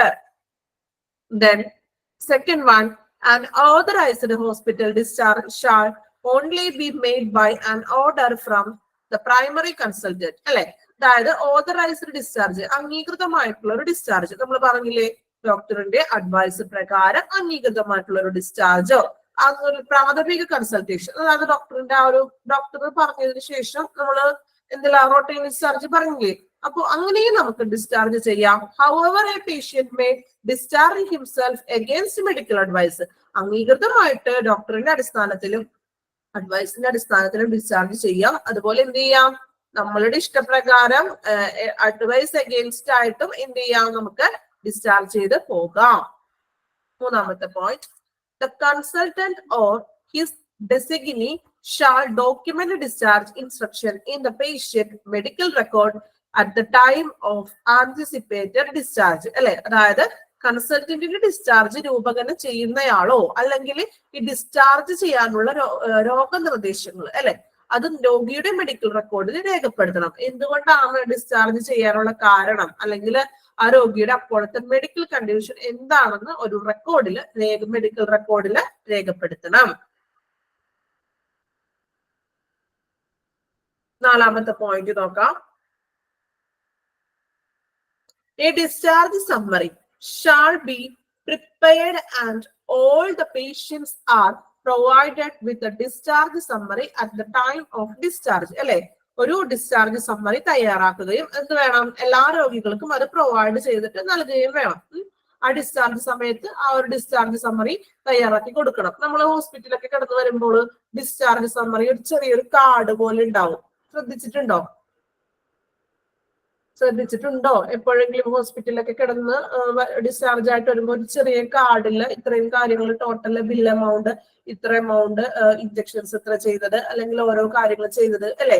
ഇനി ശ്രദ്ധിച്ചിട്ടുണ്ടെങ്കിൽ, ഇല്ലെങ്കിൽ ഒന്ന് ശ്രദ്ധിക്കണം. വീട്ടിലെ വല്ല ഡിസ്ചാർജ് സമ്മറിയൊക്കെ ഉണ്ടാകുന്നേ, പേപ്പറും കാര്യങ്ങളൊക്കെ ഉണ്ടാവില്ലേ, അപ്പൊ അതൊക്കെ എന്ത് ചെയ്യാ, ഒന്ന് നോക്കണം കേട്ടോ. അപ്പൊ എന്ത് ചെയ്യാ, നമ്മള് ആള് ഡിസ്ചാർജ് ആകുമ്പോൾ എന്ത് ചെയ്യാ, സമ്മറി കാര്യങ്ങളും കൊടുക്കുക. Okay. Then the ward sister shall be the responsible person to ensure compliance with the policy like billing, duration to finish a discharge process, etc. ഇനി എന്താണ് പറഞ്ഞത്, ഈ ബില്ലിങ്ങും അതുപോലെയുള്ള ഡിസ്ചാർജ് പ്രോസസ്സ് അല്ലെ, അത് പൂർത്തിയാക്കാനുള്ള സമയം മുതലായവ പോലുള്ള അങ്ങനെയുള്ള നയങ്ങൾ പാലിക്കുന്നുണ്ടെന്ന് ഉറപ്പാക്കാൻ വാർഡ് സിസ്റ്റർക്കാണ് അതിന് ഉത്തരവാദിത്തം. അതായത് ബില്ലിങ് കാര്യങ്ങൾ റെഡിയാണോ, അല്ലെങ്കിൽ ഡിസ്ചാർജ് പ്രോസസ് ഒക്കെ ഫിനിഷ് ആയോ എന്നുള്ള ഉത്തരവാദിത്തം ആർക്കാണുള്ളത്, വാർഡ് സിസ്റ്ററിനാണ് ഉള്ളത്. ഇനി ആറാമത്തെ പോയിന്റ് നോക്കാം.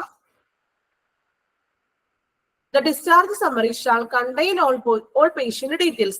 ഡിസ്ചാർജ് സമ്മറിയിൽ എല്ലാ പേഷ്യൻസിന്റെ ഡീറ്റെയിൽസ്, പേഷ്യൻസിന്റെ ഫുൾ ഡീറ്റെയിൽസ് ഉണ്ടായിരിക്കണം. ഓക്കെ, വിശദാംശങ്ങൾ അടങ്ങിയിരിക്കണം. ആ പേഷ്യൻസിന്റെ ഡീറ്റെയിൽ ആയിട്ടുള്ള വിശദാംശങ്ങൾ അതിൽ അടങ്ങിയിരിക്കണം. ദെൻ 7ാമത്തെ point, in case of death the discharge summary must include the cause of the death. ഇനി ഡിസ്ചാർജ് സമ്മറിയിൽ ഇപ്പൊ ഒരാള് മരണപ്പെട്ടു കഴിഞ്ഞിട്ടാണ് അവിടെ നിന്ന് ഡിസ്ചാർജ് ആയതെങ്കിൽ എന്തുകൊണ്ടാണ് മരണത്തിന്റെ കാരണം, എന്ത് കാരണത്താലാണ് മരണം സംഭവിച്ചതെന്ന് കൂടി ആ ഡിസ്ചാർജ് സമ്മറിയിൽ ഉൾപ്പെടുത്തിയിരിക്കണം. ഓക്കെ, ദെൻ 8ാമത്തെ പോയിന്റ് നോക്കാം. The nurse shall be responsible for completing the discharge checklist and explaining the discharge summary to the patient family. Understanding shall be recorded in document on the discharge checklist by getting signed by the patient family. എന്താണ് പറയുന്നത്? ഇപ്പോ discharge check list പൂർത്തിയാക്കുന്നതിനും അല്ലെങ്കിൽ എന്താണ് ഈ രോഗിക്ക് discharge സംഗ്രഹങ്ങൾ വിശദീകരിച്ച് കൊടുക്കുന്നതിനും nurse ഉത്തരവാദിയാണെന്ന്. ഈ summary വായിച്ചാൽ മനസ്സിലാവുന്നില്ലെങ്കിൽ അത് നമുക്ക് അവരുടെ ഡൗട്ട്സുകളും കാര്യങ്ങളും എന്ത് ചെയ്യണം, ക്ലിയർ ചെയ്ത് കൊടുക്കണം അല്ലെ. ഇനി അതുപോലെ തന്നെ കുടുംബങ്ങള് അല്ലെങ്കിൽ കുടുംബത്തിലെ ആരെങ്കിലും റിലേറ്റീവ്സോ ആ ഒരു ചെക്ക് ലിസ്റ്റിൽ സൈൻ ചെയ്ത് കൂടി കൊടുക്കണം. ഓക്കെ, ആ ഡോക്യുമെന്റിൽ നമ്മൾ ആരെങ്കിലും റിലേറ്റീവ്സ് കൂടി ഒന്ന് സൈൻ ചെയ്ത് കൊടുക്കാം. നമ്മളെ കൊണ്ട് ലാസ്റ്റ് ഒരു സൈൻ ചെയ്യിപ്പിക്കാറുണ്ട് അവര്. നിങ്ങൾ ശ്രദ്ധിച്ചിട്ടുണ്ടെങ്കിൽ മനസ്സിലാവും കേട്ടോ. Then 9th point, patient who requests to discharge against medical advice shall be explained the risk and informed consent policy. അല്ലെ, ഇപ്പൊ ഏതെങ്കിലും പേഷ്യന്റ് അഗെയിൻസ്റ്റ് ആയിട്ട് എന്താണ് ഡിസ്ചാർജ് ആവശ്യപ്പെടുകയാണെങ്കിൽ ആ രോഗികൾക്ക് ആ ഡിസ്ചാർജ് ആയാലുള്ള അപകട സാധ്യതകളെ കുറിച്ചും അല്ലെങ്കിൽ നിങ്ങളുടെ കണ്ടീഷൻ ഇപ്പൊ ഇങ്ങനെയാണ്, ഇപ്പൊ ഇങ്ങനെ പോകുന്നത് ശരിയല്ല എന്നൊക്കെ പറഞ്ഞിട്ട് അവരുടെ എന്താണ് അവസ്ഥ അതിനെപ്പറ്റി എന്ത് ചെയ്യുക, ഒന്ന് വിശദീകരിച്ച് കൊടുക്കണം. Then 10th point, patient who leave hospital against medical advice are to be explained on the consequence of LAMA and signature to be obtained in LAMA form in inpatient record. LAMA form എന്താണ്? LAMA form കേട്ടിട്ടുണ്ടോ? Leave against medical advice, ഒരു leave കൂടി ചേർത്താൽ മതി കേട്ടോ.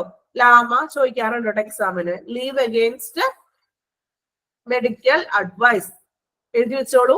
Leave നമ്മൾ നേരത്തെ medical AMA പഠിച്ചില്ലേ, അതിന്റെ ഫ്രണ്ടിൽ ഒരു ലീവ് കൂടി ചേർത്താൽ മതി കേട്ടോ. എഴുതി വെച്ചോളൂ, ഇതിൽ നിങ്ങൾ എഴുതി വെച്ചോളൂ.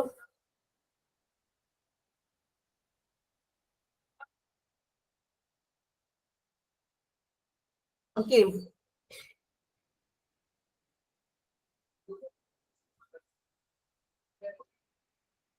അപ്പൊ 10ാമത്തെ പോയിന്റ് പറയുന്നത് എന്താണ്? ഈ വൈദ്യുതി നമ്മളുടെ ഒരു എന്താ പറയാ ഒരു മെഡിക്കൽ ട്രീറ്റ്മെന്റിൽ നിന്നും മീൻസ് വിരുദ്ധമായിട്ട് നമ്മൾ പുറത്തേക്ക് പോകുന്നതാണ്. ആശുപത്രി വിടുന്ന രോഗികൾക്ക് ഈ ലാമയുടെ അനന്തരഫലങ്ങൾ, ലാമ എന്ന് പറഞ്ഞാൽ എന്താണ്, ഇങ്ങനെ അഡ്വൈസ് ചെയ്ത് പോകുന്നതിന്റെ അനന്തരഫലങ്ങൾ, അതിന്റെ കോൺസിക്വൻസും അതുപോലെ എന്താണ് അതിന്റെ കോൺസിക്വൻസ് ഒക്കെ വിശദീകരിച്ചു കൊടുക്കും. അതുപോലെ തന്നെ ഇൻപേഷ്യന്റ് രേഖയിൽ ഈ ഒരു ലാമ ഫോമിൽ ഒപ്പിടിക്കണം. നമ്മൾ നേരത്തെ കണ്ടില്ലേ ആ ഫോമിലും അവരെ കൊണ്ട് സൈൻ ചെയ്യിപ്പിക്കുക. Then 11th point നോക്കിയേ, a patient who comes to casualty take treatment and leave hospital with CMO consent as OP consultation are given prescription based on patient condition. CMO ആരാണ്? CMO chief medical officer. ഇപ്പൊ നമ്മള് 3 full form ആയിട്ടൊക്കെ പഠിക്കുന്നത് important ആണ്. CMO chief medical officer അറിയാലോ, പിന്നെ AMA പഠിച്ചു, ലാമ പഠിച്ചു. ഓക്കെ, അപ്പൊ a patient who comes to casualty, ഒരു പേഷ്യന്റ് എന്താണ് കാഷ്വാലിറ്റിയിലേക്ക് വന്നു. അപ്പൊ ഈ OP കൺസൾട്ടേഷനുകൾക്ക് രോഗിയുടെ അവസ്ഥയെ അടിസ്ഥാനമാക്കിയിട്ട് വേണം പ്രിസ്ക്രിപ്ഷൻസ് ഒക്കെ നമ്മൾ കൊടുക്കും അല്ലെ. ഗിവൺ പ്രിസ്ക്രിപ്ഷൻസ് കൊടുക്കുന്നതിനാല് കാഷ്വാലിറ്റിയിൽ വരുന്ന ഒരു രോഗി എന്താണ് ചികിത്സ സ്വീകരിക്കുകയും പിന്നെ എന്താണ് CMOന്റെ സമ്മതത്തോടെ തന്നെ ആശുപത്രി വിടുകയും ചെയ്യാമെന്ന്. കാഷ്വാലിറ്റി വന്ന ഒരു രോഗി എന്തെങ്കിലും പെട്ടെന്ന് വന്നു, ഇപ്പൊ ചിലപ്പോൾ ഒരു ഇഞ്ചക്ഷൻ ഒക്കെ എടുത്തു, ട്രിപ്പൊക്കെ എടുത്തിട്ട് ശേഷം CMOന്റെ നിർദ്ദേശപ്രകാരം പോകാമെന്ന് ആ രോഗിക്ക്. Last one, the hospital administration must make sure that every hospital has an organized discharge planning and that can increase patient satisfaction. എന്താ പറയുന്നത് അവിടെ അല്ലെ? ഓരോ രോഗി ഇപ്പൊ എന്താണ് ഓരോ ആശുപത്രിയിലും ഒരു എന്താ പറയാ ഒരു സംഘടിതമായിട്ടുള്ള ഒരു ഓർഗനൈസ്ഡ് ആയിട്ടുള്ള ഒരു ഡിസ്ചാർജ് പ്ലാനിംഗ് ഉണ്ട് അല്ലെ. നമ്മൾ പറഞ്ഞു ഇന്ന ബില്ലുകളൊക്കെ പേയ്മെന്റ് ചെയ്യണം, അല്ലെങ്കിൽ ഫോളോ അപ്പ് കാര്യങ്ങളൊക്കെ പറയും അല്ലെ. അപ്പൊ അങ്ങനെയുള്ള ഈ ഡിസ്ചാർജ് കാര്യങ്ങളുടെ ഒരു പ്ലാൻ ഉണ്ട് അല്ലെ. അത് രോഗിയുടെ സംതൃപ്തി, രോഗിയുടെ പേഷ്യൻസിന് സംതൃപ്തി, അവരുടെ സാറ്റിസ്ഫാക്ഷൻ വർദ്ധിപ്പിക്കുന്നതിനും ആശുപത്രിയുടെ ഒരു മാനേജ്മെന്റ് ഉറപ്പാക്കണം അല്ലെ. അതിനു വേണ്ടിയിട്ടാണ് ഇങ്ങനെയുള്ള ഒരു പ്ലാനിങ്ങും കാര്യങ്ങളും കൊണ്ടുവരുന്നത്. അപ്പൊ 12 പോയിന്റ്സ് ആണ് പോളിസിയിൽ വരുന്നത് കേട്ടോ. അപ്പൊ അതില് നിങ്ങളത് വായിക്കുക. ബൈ ഹാർട്ട് ചെയ്യാൻ പറ്റിയില്ലെങ്കിൽ കുഴപ്പമില്ല, പക്ഷെ അതിൽ പ്രാധാന്യമുള്ളത് പഠിക്കും. CMO, ലാമ അതൊക്കെ എന്താണ് ഇമ്പോർട്ടന്റ് ആണ്. ഓക്കെ, നിങ്ങളത് വായിച്ചു നോക്കിയ പെട്ടെന്ന് തന്നെ 12 പോയിന്റുകളുണ്ട്, പെട്ടെന്ന് തന്നെ വായിച്ചോളൂ.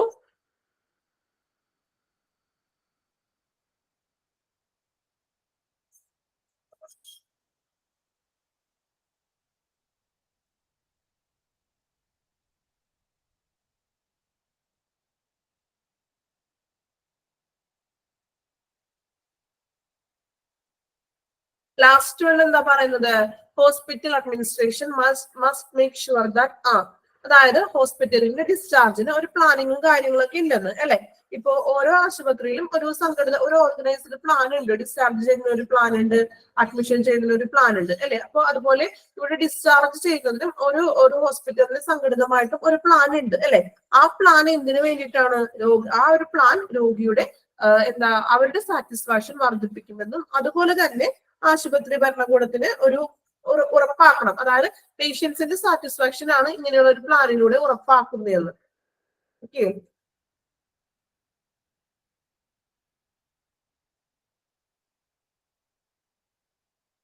എട്ടാമത്തെ പോയിന്റ് എന്താണ്? ആ നേഴ്സ് ഡിസ്ചാർജ് സമ്മറിയിലത്തെ കാര്യങ്ങൾ നേഴ്സ് എന്ത് ചെയ്യുക? പേഷ്യൻസിനോടും റിലേറ്റീവ്സിനോടും വിശദീകരിച്ച് കൊടുക്കണം എന്ന്. എങ്ങനെയൊക്കെയാണെന്ന്. അതുപോലെ ഡിസ്ചാർജ് സമ്മറിയിലെ ലാസ്റ്റ് പേഷ്യൻസിന്റെ ഒരു ഫാമിലിയിൽ ആരെങ്കിലും കൊണ്ടോ അല്ലെങ്കിൽ റിലേറ്റീവ്സിനെ കൊണ്ടോ ഒന്ന് സൈൻ ചെയ്യിക്കാം. ഓക്കെ,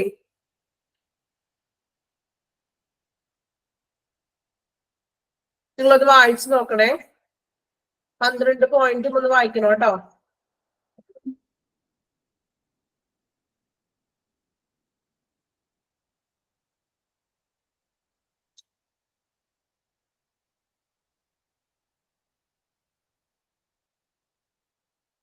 മൂന്നാമത്തെ പോയിന്റ് എന്താണ്?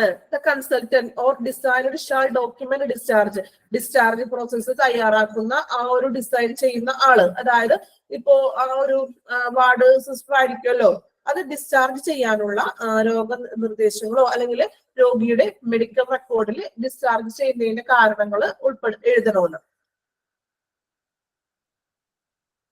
നിങ്ങളത് വായിച്ചു നോക്കിയേ. വായിച്ചാൽ കിട്ടാവുന്നതുള്ളൂ, വലിയ ബുദ്ധിമുട്ടില്ലല്ലോ. ഇത് വായിച്ചു നോക്കണേ.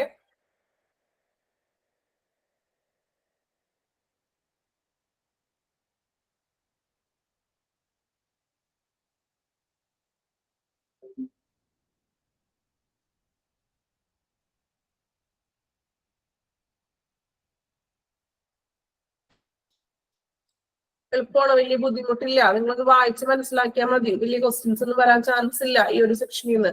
പിന്നെ വരാൻ ചാൻസ് ഉണ്ട്, അതിൽ ഇമ്പോർട്ടൻസ് ആയിട്ടുള്ളത് അപ്പൊ അത് പഠിക്കുക. CMO, ലാമ, AMA ഇതൊക്കെ പഠിക്കണം കേട്ടോ. CMOന്റെ ഫുൾ ഫോം എന്തായിരുന്നു? Chief medical officer.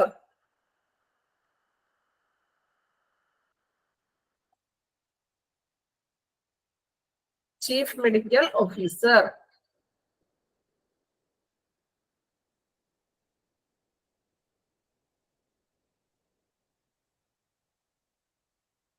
ഒന്നാമത്തെ പോയിന്റ് എന്തായിരുന്നു? ഡിസ്ചാർജ് പ്രൊസീജിയർ നല്ല രീതിയിൽ കാര്യക്ഷമമായിട്ട് തന്നെ നടക്കണം. അത് പേഷ്യൻസിന് മോസ്റ്റ് ഫേവറബിൾ ആയിട്ടുള്ള റിസോഴ്സുകൾ കൊടുത്തുകൊണ്ട് തന്നെ ആയിരിക്കണം ഡിസ്ചാർജുകൾ ചെയ്യാൻ. Second point, unauthorized hospital discharge. ഡോക്ടേഴ്സിന്റെ അഡ്വൈസ് പ്രകാരം ഒരു ഔപചാരികമായിട്ടുള്ള ഒരു ഡിസ്ചാർജും ഉണ്ട്. അതുപോലെ പേഷ്യന്റിന് നമുക്ക് അഗെയിൻസ്റ്റ് മെഡിക്കൽ അഡ്വൈസിന് എതിരായിട്ടും ഡിസ്ചാർജ് ചെയ്ത് പോകുന്നു. ഇനി നിങ്ങളത് വായിച്ചു നോക്കിയേ.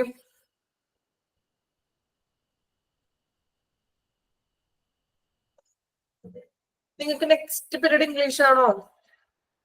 അല്ലേ? ഇംഗ്ലീഷ് ആണോ അടുത്തത്? ഓക്കെ, ഇംഗ്ലീഷ് ടീച്ചർ ഇന്ന് ലീവാണ്. ഒരു അരമണിക്കൂർ കൂടി ഞാൻ തന്നെ കണ്ടിന്യൂ ചെയ്യുന്നതാണ്. എടുത്ത് ബോർ അടിപ്പിക്കുന്നില്ല. ഓക്കെ, കുഴപ്പമുണ്ടോ എന്നെ തന്നെ കണ്ടോണ്ടിരിക്കണേന്? ബുദ്ധിമുട്ടുണ്ടോ? ഓക്കെ, ടീച്ചർ ബോറടിപ്പിക്കണില്ല, ഈ ഒരു പുതിയ പാഠം ഇത്രയും എടുക്കുന്നുള്ളൂ. നമുക്ക് കഴിഞ്ഞ ചാപ്റ്റർ നമ്മൾ ഔട്ട് പേഷ്യന്റ് അല്ലേ കഴിഞ്ഞ ചാപ്റ്റർ എടുത്തോണ്ടിരുന്നത്? ആണോ? ഔട്ട് പേഷ്യന്റ് ആണോ? ഓക്കെ, നമുക്ക് ഔട്ട് പേഷ്യന്റ് എന്നുള്ളൊരു ചാപ്റ്റർ ഒന്ന്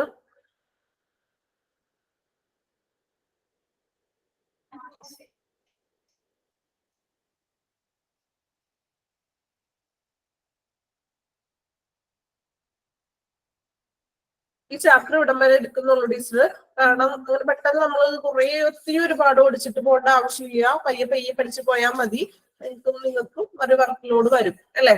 അപ്പോ നമ്മൾക്ക് ഇതുവരെ ഒന്ന് വായിക്കാം നിങ്ങള്. അപ്പോ ഒരു നമുക്ക് ചെറിയൊരു റിവിഷൻ പോലെ ചെയ്താലോ കഴിഞ്ഞ ചാപ്റ്റേഴ്സുകളുടെ ക്വസ്റ്റ്യൻസ്? ഓക്കെ, നിങ്ങൾ എവിടെ വരെ പഠിച്ചത് എനിക്ക് അറിയണ്ട നിങ്ങള്. ഓക്കെ, ഒരു 5 minutes നിങ്ങൾ ഒന്ന് ബ്രേക്ക് എടുത്തോളൂ കേട്ടോ. 5 minutes ഒന്ന് ബ്രേക്ക് എടുക്കുക, വെള്ളം കുടിക്കുക, എന്തെങ്കിലുമൊക്കെ ഒന്ന് ചെയ്തോളൂ. 5 minutes കഴിഞ്ഞ് തിരികെ വരണം, ആ വഴി പോകരുത്. ഓക്കെ, ഓക്കെ ആണോ എല്ലാവരും? ഓക്കെ, ബ്രേക്ക് എടുത്തോളൂ കേട്ടോ.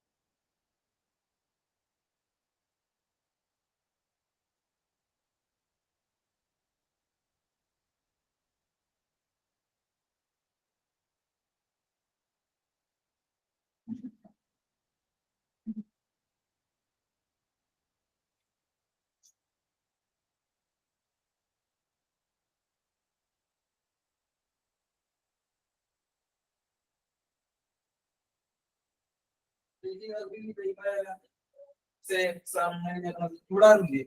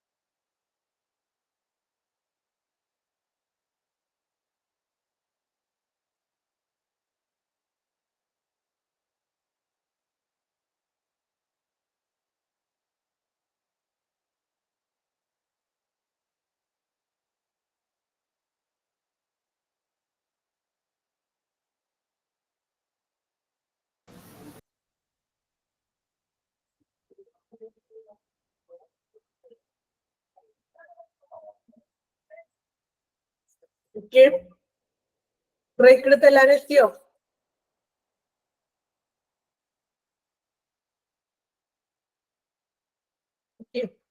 ബ്രേക്ക് എടുത്ത് ആരെങ്കിലും ആ വഴി പോയോ? തിരിച്ചറിഞ്ഞ എല്ലാവരും?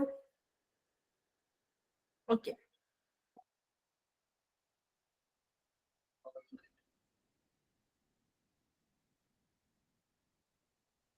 അപ്പൊ നമ്മള് ഇന്നെടുത്തത് ഡിസ്ചാർജ് പ്രോസസ് എന്ന് പറഞ്ഞൊരു ചാപ്റ്റർ ആണ്. നമ്മൾ ഫസ്റ്റ് ഇൻട്രൊഡക്ഷൻ പറഞ്ഞു എന്താണ് ഡിസ്ചാർജ് എന്ന്, അല്ലെ? പേഷ്യൻസ് ഹോസ്പിറ്റലില് ചികിത്സയ്ക്ക് ശേഷം ഡിസ്ചാർജ് ചെയ്ത് പോകുന്നതാണ് ഡിസ്ചാർജ് എന്ന് പറഞ്ഞു. ദെൻ നമുക്ക് അവിടെ ഡിസ്ചാർജ് ചെയ്ത് പോകുമ്പോൾ ആ ഒരു മെഡിക്കൽ അഡ്വൈസ് തരും, അതുപോലെ തന്നെ ഹെൽത്ത് കെയറുകളും മെഡിസിൻസും കാര്യങ്ങളൊക്കെ ഫോളോ അപ്സും കാര്യങ്ങളൊക്കെ നമുക്ക് നൽകുന്നു. ദെൻ നമ്മൾ പഠിച്ചു ടൈപ്പ് ഓഫ് ഡിസ്ചാർജ് പ്രോസസ്, അല്ലെ? മെയിൻ ആയിട്ട് 4 കാര്യങ്ങളാണ്, ടൈപ്പാണ് പറഞ്ഞത്. First one, routine discharge, then AMA discharge, then transfer to another healthcare facility, then discharge to hospice or palliative care. 4 നമ്മൾ പഠിച്ചത്, അല്ലെ? അപ്പോ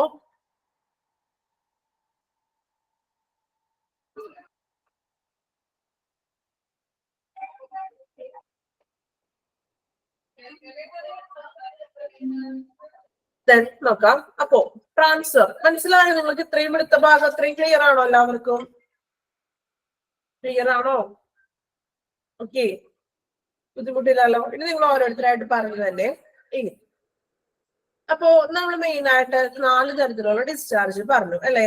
ഇനി എന്താണ് റൊട്ടീൻ ഡിസ്ചാർജ്? ഒരാളൊന്ന് പറയാമോ? ഒരാളട്ടോ, ഏതെങ്കിലും ഒരാള് പറയാ റൊട്ടീൻ ഡിസ്ചാർജ്. പറയുമ്പോ ബാക്കിയുള്ളവരൊന്ന് മ്യൂട്ട് ചെയ്ത് വെക്കണേ. പറഞ്ഞോളൂ. ആർക്കും അറിയില്ലേ? ഇത്ര നേരം ഇപ്പൊ എല്ലാവരും മനസ്സിലായി എന്നൊക്കെ പറഞ്ഞിട്ട് ഡോക്ടറിന്റെ അനുവാദത്തോടെ തന്നെ ട്രീറ്റ്മെന്റിന് ശേഷം ഡിസ്ചാർജ് ആവുന്നതാണ് റൊട്ടീൻ ഡിസ്ചാർജ്. ഓക്കെ, ഇനി എന്തൊക്കെയാണ് അപ്പൊ റൊട്ടീൻ ഡിസ്ചാർജ് കഴിയുമ്പോ എന്തൊക്കെ കാര്യങ്ങൾ ചെയ്തു തരാറുണ്ട്? ലൈഫ് സ്റ്റൈൽ എങ്ങനെയായിരിക്കും, തുടർന്നുള്ള ട്രീറ്റ്മെന്റ് വീട്ടിൽ ചെന്നാൽ എങ്ങനെയായിരിക്കണം, അങ്ങനെയുള്ള കാര്യങ്ങളൊക്കെ പറഞ്ഞു വരും. ഓക്കെ, നന്നായി പറഞ്ഞു കേട്ടോ. അപ്പൊ റൊട്ടീൻ ഡിസ്ചാർജ് എന്ന് പറയുന്നത് എന്താണ്? നമ്മള് ഹോസ്പിറ്റലിൽ നിന്ന് ഡോക്ടറിന്റെ അഡ്വൈസ് പ്രകാരം തന്നെ ഡിസ്ചാർജ് വാങ്ങുന്നതാണ്. ശേഷം അതിനുള്ള കണ്ടീഷൻസ് എങ്ങനെയൊക്കെയാണെന്ന് പറയും, ഫോളോ അപ്പ് കെയറുകളും മറ്റും നമുക്ക് പറഞ്ഞു തരുന്നു. Okay, second one AMA discharge. എന്താണ് AMA ഡിസ്ചാർജ്? നെക്സ്റ്റ് വൺ, അടുത്ത ആള് വെക്കം പറയൂ. ആ ഒരു കോഴ്സ് ഓഫ് ട്രീറ്റ്മെന്റ് ഡോക്ടറോട് പേഷ്യന്റ് തന്നെ ഡിസ്ചാർജ് വാങ്ങി പോവുക, അതാണ് AMA ഡിസ്ചാർജ്. എന്താണ് AMA ഫുൾ ഫോം? എന്തായിരുന്നു? Against medical advice. Against medical advice. ഡോക്ടറോട് എന്താ പറയാ, ഡോക്ടറുടെ അഡ്വൈസ് പ്രകാരമാണോ പോകുന്നത്? അല്ല.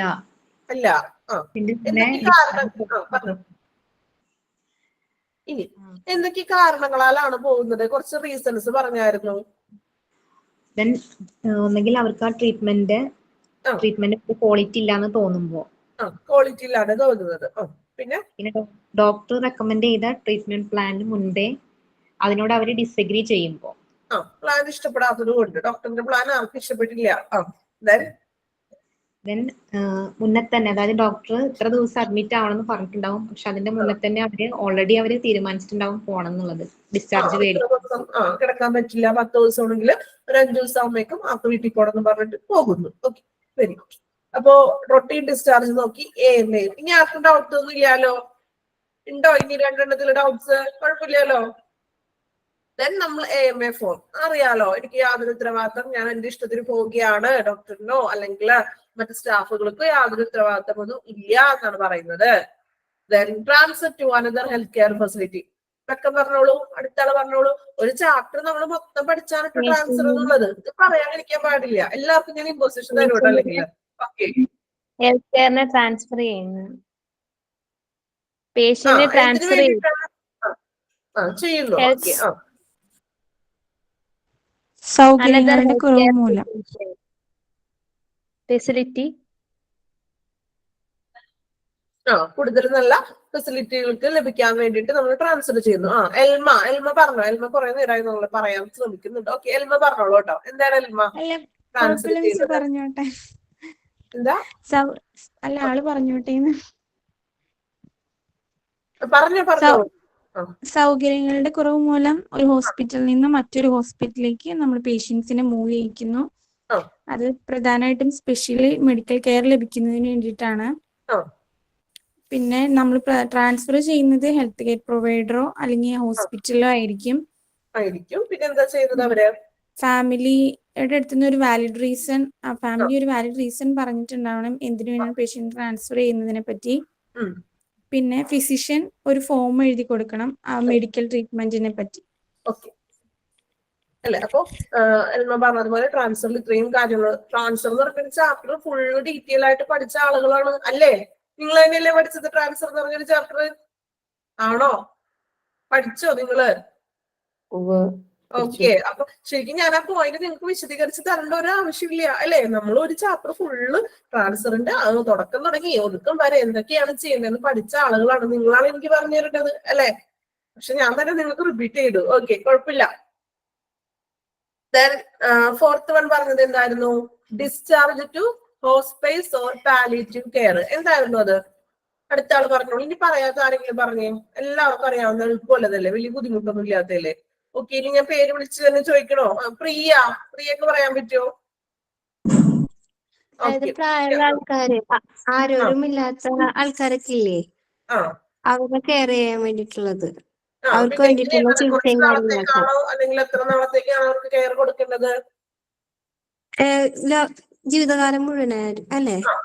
എൻഡ് ഓഫ് ലൈഫ് പറഞ്ഞേക്കണം. പിന്നെ സീരിയസ് ആയിട്ടുള്ള അത്രക്ക് വയ്യാണ്ട് ആരും നോക്കാനില്ല, അത്രക്ക് വയ്യാണ്ട് കിടക്കുന്ന ആൾക്കാരെയൊക്കെ അവരെ ട്രീറ്റ് ചെയ്യാൻ വേണ്ടിട്ടുള്ള അതിനൊരു പ്രത്യേകം ആരോഗ്യ കേന്ദ്രത്തിലേക്ക് നമ്മൾ മാറ്റുന്നതിനാണ് ഈ പാലിയേറ്റീവ് കെയർ എന്ന് പറയുന്നത്. പാലിയേറ്റീവ് കെയറിന്റെ ആരാ നോക്കാന്ന് പറഞ്ഞ ആള് മറന്നുപോയോ? സോറി, പ്രിയല്ല, വേറെ ആരോ പറഞ്ഞിരുന്നല്ലോ. ഹസ്ബൻഡ് വർക്ക് ചെയ്യുന്നത് ഷജനയാണോ? ഞാനാണ്. ഓക്കെ. ഷജന അപ്പൊ അടുത്ത ദിവസം നോക്കിയിട്ട് മുന്നോട്ട് പാലിയേറ്റീവ് കെയറിന്റെ നമുക്ക് ഡീറ്റെയിൽ ആയിട്ട് പറഞ്ഞാലേ. ഷജനക്ക് ഒരു വർക്ക് കൊടുത്തേക്കാണ്. കുഴപ്പമില്ലല്ലോ? ഇല്ല, കുഴപ്പമില്ല. ഓക്കെ. ഇടയ്ക്കൊരു ഹോംവർക്ക് ഒക്കെ വേണ്ടേ നമ്മൾ ക്ലാസ്സിൽ ചെയ്യുമ്പോ? ഓരോ നിങ്ങൾക്ക് വേറെ പ്രത്യേകിച്ച് വർക്കും ഹോംവർക്കും ഒന്നും ഇല്ലല്ലോ. അപ്പൊ ഇടയ്ക്ക് ഹോംവർക്കും വർക്കൊക്കെ തരാട്ടോ അതുപോലെ. ഓക്കെ. ഇത് ഞാൻ ചിലപ്പോ മറന്നു പോകും. നമ്മൾ ചിലപ്പോൾ നാളൊക്കെ ആണെങ്കിൽ അടുത്ത ദിവസം ഒരിക്കലും അടുത്ത ക്ലാസ്, ചിലപ്പോ വേറെ ക്ലാസ്സിനിടയിൽ വിട്ടുപോകണമെങ്കിൽ നിങ്ങൾ ആരെങ്കിലും ഒക്കെ നോക്കണേ. ഓക്കെ. അപ്പൊ നമ്മള് എന്താ പറയാ 4 ടൈപ്പുള്ള ഡിസ്ചാർജ് പ്രോസസ്സ് പഠിച്ചു. ദെൻ നമ്മൾ പറഞ്ഞത് ഒരു 6 പോയിന്റ്സ് പറഞ്ഞായിരുന്നു. ഒബ്സ്റ്റക്കിൾസ്, ഈ ഡിസ്ചാർജിന് തടസ്സം നീക്കാൻ വേണ്ടിയിട്ട് ചെയ്യുന്ന ഒബ്സ്റ്റക്കിൾസ് എന്തൊക്കെയാണെന്ന് പോയിന്റ്സുകൾ പറഞ്ഞായിരുന്നു. ഓക്കെ, നെക്സ്റ്റ് വൺ, അടുത്ത ആള്. എന്തൊക്കെയായിരുന്നു നമുക്ക് തടസ്സങ്ങൾ നീക്കാൻ ചെയ്യാൻ പറ്റുന്ന കാര്യങ്ങള്? പോയിന്റ്സ് ആയിട്ട് പറഞ്ഞോളൂ. എഫിഷ്യൻസി ബിൽഡിംഗ് സിസ്റ്റം, കാര്യക്ഷമമായ ബിൽഡിംഗ് സംവിധാനമായിരിക്കണം. കൊണ്ടുവരിക. ഇലക്ട്രോണിക് ചാർട്ടുകളും മെഡിക്കൽ റെക്കോർഡ്സുകളും കൊണ്ടുവരണം. പിന്നെ നമ്മള് അഡ്മിഷൻ എടുക്കുന്ന സമയത്ത് തന്നെ ഡിസ്ചാർജിന്റെ കാര്യങ്ങളും ആസൂത്രണം ചെയ്തിരിക്കണം. പിന്നെ കെയറിലെ ഇംപ്രൂവ്മെന്റ് നടത്തണം, പരിചരണ ഏകോപനം നടത്തണം. പിന്നെ മികച്ച ബെഡ് മാനേജ്മെന്റ് ആയിരിക്കണം. പിന്നെ ഡിസ്ചാർജ് മരുന്നുകൾ എത്രയും വേഗം വാർഡിൽ എത്തിക്കുന്നുവെന്ന് ഉറപ്പുവരുത്തണം. നമ്മൾ പറഞ്ഞത് കുറച്ച് പോളിസിയും കാര്യങ്ങളാണ്. പോളിസി പർപ്പസ് ഓൺ ഡിസ്ചാർജസിന്റെ പോളിസിയും കാര്യങ്ങളാണ്. നിങ്ങൾക്ക് കാണുമ്പോൾ ബുദ്ധിമുട്ടായിട്ട് തോന്നുമെങ്കിലും വലിയ കുഴപ്പമില്ല, വായിച്ചൊന്ന് മനസ്സിലാക്കാൻ ശ്രമിക്കാം. കാരണം പടം പഠിക്കണമെന്ന് ഞാൻ പറയുന്നില്ല, കാരണം പഠിച്ച എത്രത്തോളം കിട്ടുമെന്ന് എനിക്കറിയില്ല. ഓരോരുത്തരുടെ അതുപോലെയാണത് അല്ലെ. ചിലവർക്ക് ബൈഹാർട്ട് ചെയ്യുമ്പോൾ അത് കൂടുതൽ മനസ്സിലാകും. പക്ഷെ ചിലവർക്ക് അത് ബൈഹാർട്ട് ചെയ്ത് പഠിക്കാൻ ബുദ്ധിമുട്ടുള്ളവരുണ്ടാവും ഇല്ലേ? എല്ലാവർക്കും നിങ്ങൾക്ക് ബൈഹാർട്ട് ചെയ്ത് ഒരുപോലെ എല്ലാ പോയിന്റ്സും പഠിക്കാൻ പറ്റുമോ? പറ്റാറുണ്ടോ? റിപ്ലൈ ഒന്നും ഇല്ലാലോ. കുറെ പേർക്കൊന്നും പറ്റില്ല എന്ന് പറയുന്നുണ്ട്. ശരിയാണ് അല്ലെ? നമുക്ക് എല്ലാവരുടെയും ഒരേപോലെ, എല്ലാവർക്കും ഒരേ IQ ലെവലല്ല, എല്ലാവർക്കും പഠിക്കാനായിട്ട് ഒരേ സാഹചര്യങ്ങളല്ല അല്ലെ? അപ്പൊ അത് മനസ്സിലാക്കിയിട്ട് ജസ്റ്റ് ഒന്ന് വായിക്കുക കേട്ടോ. വലിയ ഇമ്പോർട്ടൻറ്റ് ക്വസ്റ്റ്യൻസ് ഒന്നും വരില്ല.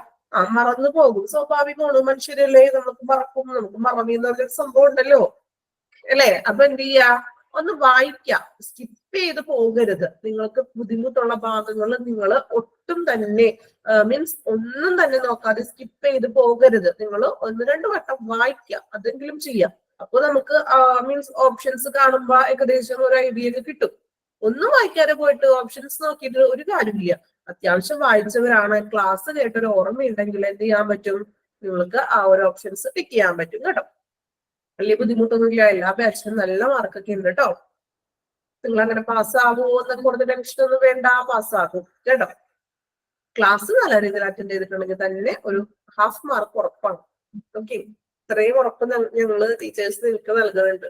ഓക്കെ, ഓരോ ടീച്ചേഴ്സിന്റെ ക്ലാസ് ഒക്കെ നമുക്ക് ചില ക്ലാസ്സുകൾ കേട്ടാല് ആ ഒരു ക്ലാസ് കേട്ടൊരു ഇത് മാത്രം നമ്മുടെ മൈൻഡിൽ മതി അല്ലേ. നമ്മൾക്ക് എക്സാമിന്റെ ടൈമില് നിങ്ങളപ്പോ ആലോചിക്കും ഇന്ന ക്ലാസ് അല്ലെങ്കിൽ ആ ടീച്ചർ എടുത്തൊരു ഭാഗമാണല്ലോ ഇത് അല്ലേ, അങ്ങനെ ഓർമ്മ വരുന്നുണ്ടോ എന്ന് ചെക്ക് ചെയ്യണം എക്സാം ആകുമ്പോ. അല്ലെ, നമ്മൾ ചെറിയ ക്ലാസ്സുകളിലൊക്കെ പഠിക്കുമ്പോഴും ഇതുപോലെ അല്ലേ, ചിലപ്പോൾ നമ്മളത് പഠിച്ചിട്ടുണ്ടാവില്ല, പക്ഷെ ആ ടീച്ചറിന്റെ ക്ലാസ് കേട്ടൊരു ഓർമ്മ എവിടെയോ നമ്മുടെ മൈൻഡിലുണ്ടാവും ഇല്ലേ. അത് വെച്ചിട്ട് നമുക്ക് എഴുതാൻ പറ്റും ആൻസർ ഇല്ലേ. അങ്ങനെയാണോ? നിങ്ങൾക്ക് അങ്ങനെയാണോ? അങ്ങനെ തോന്നിയിട്ടുണ്ടോ ആർക്കെങ്കിലും? നമ്മൾ ചിലപ്പോ പഠിച്ചു നോക്കിയിട്ടുണ്ടോ, പഠിച്ചിട്ട് പോലും ഉണ്ടാവില്ല, പക്ഷെ ആ ഒരു ഓർമ്മ എപ്പോഴോ ആ ടീച്ചറിന്റെ ഒരു ഓർമ്മ നമ്മുടെ മൈൻഡിൽ എവിടെയോ ഉണ്ട് ഇല്ലേ. അത് വെച്ച് നമുക്ക് എഴുതാനായിട്ട് സാധിക്കും. അതുകൊണ്ടാണ് പറയുന്നത് ക്ലാസ് ഒന്നും മിസ് ചെയ്യാണ്ട് നല്ല രീതിയിൽ അറ്റൻഡ് ചെയ്യാൻ ശ്രമിക്കാം. ഓക്കെ, അപ്പൊ ഈ പോയിന്റ്സ് ഇമ്പോർട്ടൻസ് ആയിട്ട് കൊടുത്തിട്ട് പഠിക്കാം. ദെൻ അപ്പൊ ഇത്ര എടുക്കുന്നുള്ളൂ ടീച്ചർ. ഇനി റിവിഷൻ നടത്താൻ ടൈം ഇല്ല, ഒരു ഹാഫ് ആയിട്ട് കുറച്ചുകൂടി നിങ്ങൾ അധികം വിട്ട് ബോറടിപ്പിക്കണ്ടല്ലോ എന്ന് കരുതിയിട്ടാണ്. ഓക്കെ, ബോറായിട്ട് തോന്നിയോ ക്ലാസ്? വളരെ സ്ലോവിലാണ് ഞാൻ അതുകൊണ്ട് മൂവീസ് പോയത്. ഓക്കെ, ക്ലാസ് ഓക്കെ, ബുദ്ധിമുട്ടൊന്നും ഉണ്ടാകുന്നില്ലല്ലോ, ഫോളോ ചെയ്യാൻ പറ്റുന്നില്ലേ? ഓക്കെ,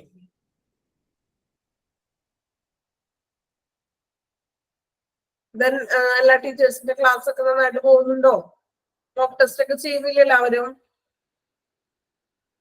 ചെയ്യുന്നുണ്ടോ? ഓക്കെ, നമ്മൾ അത്രയും പോർഷൻസ് ഒക്കെ കവർ ചെയ്തിട്ടുണ്ട്.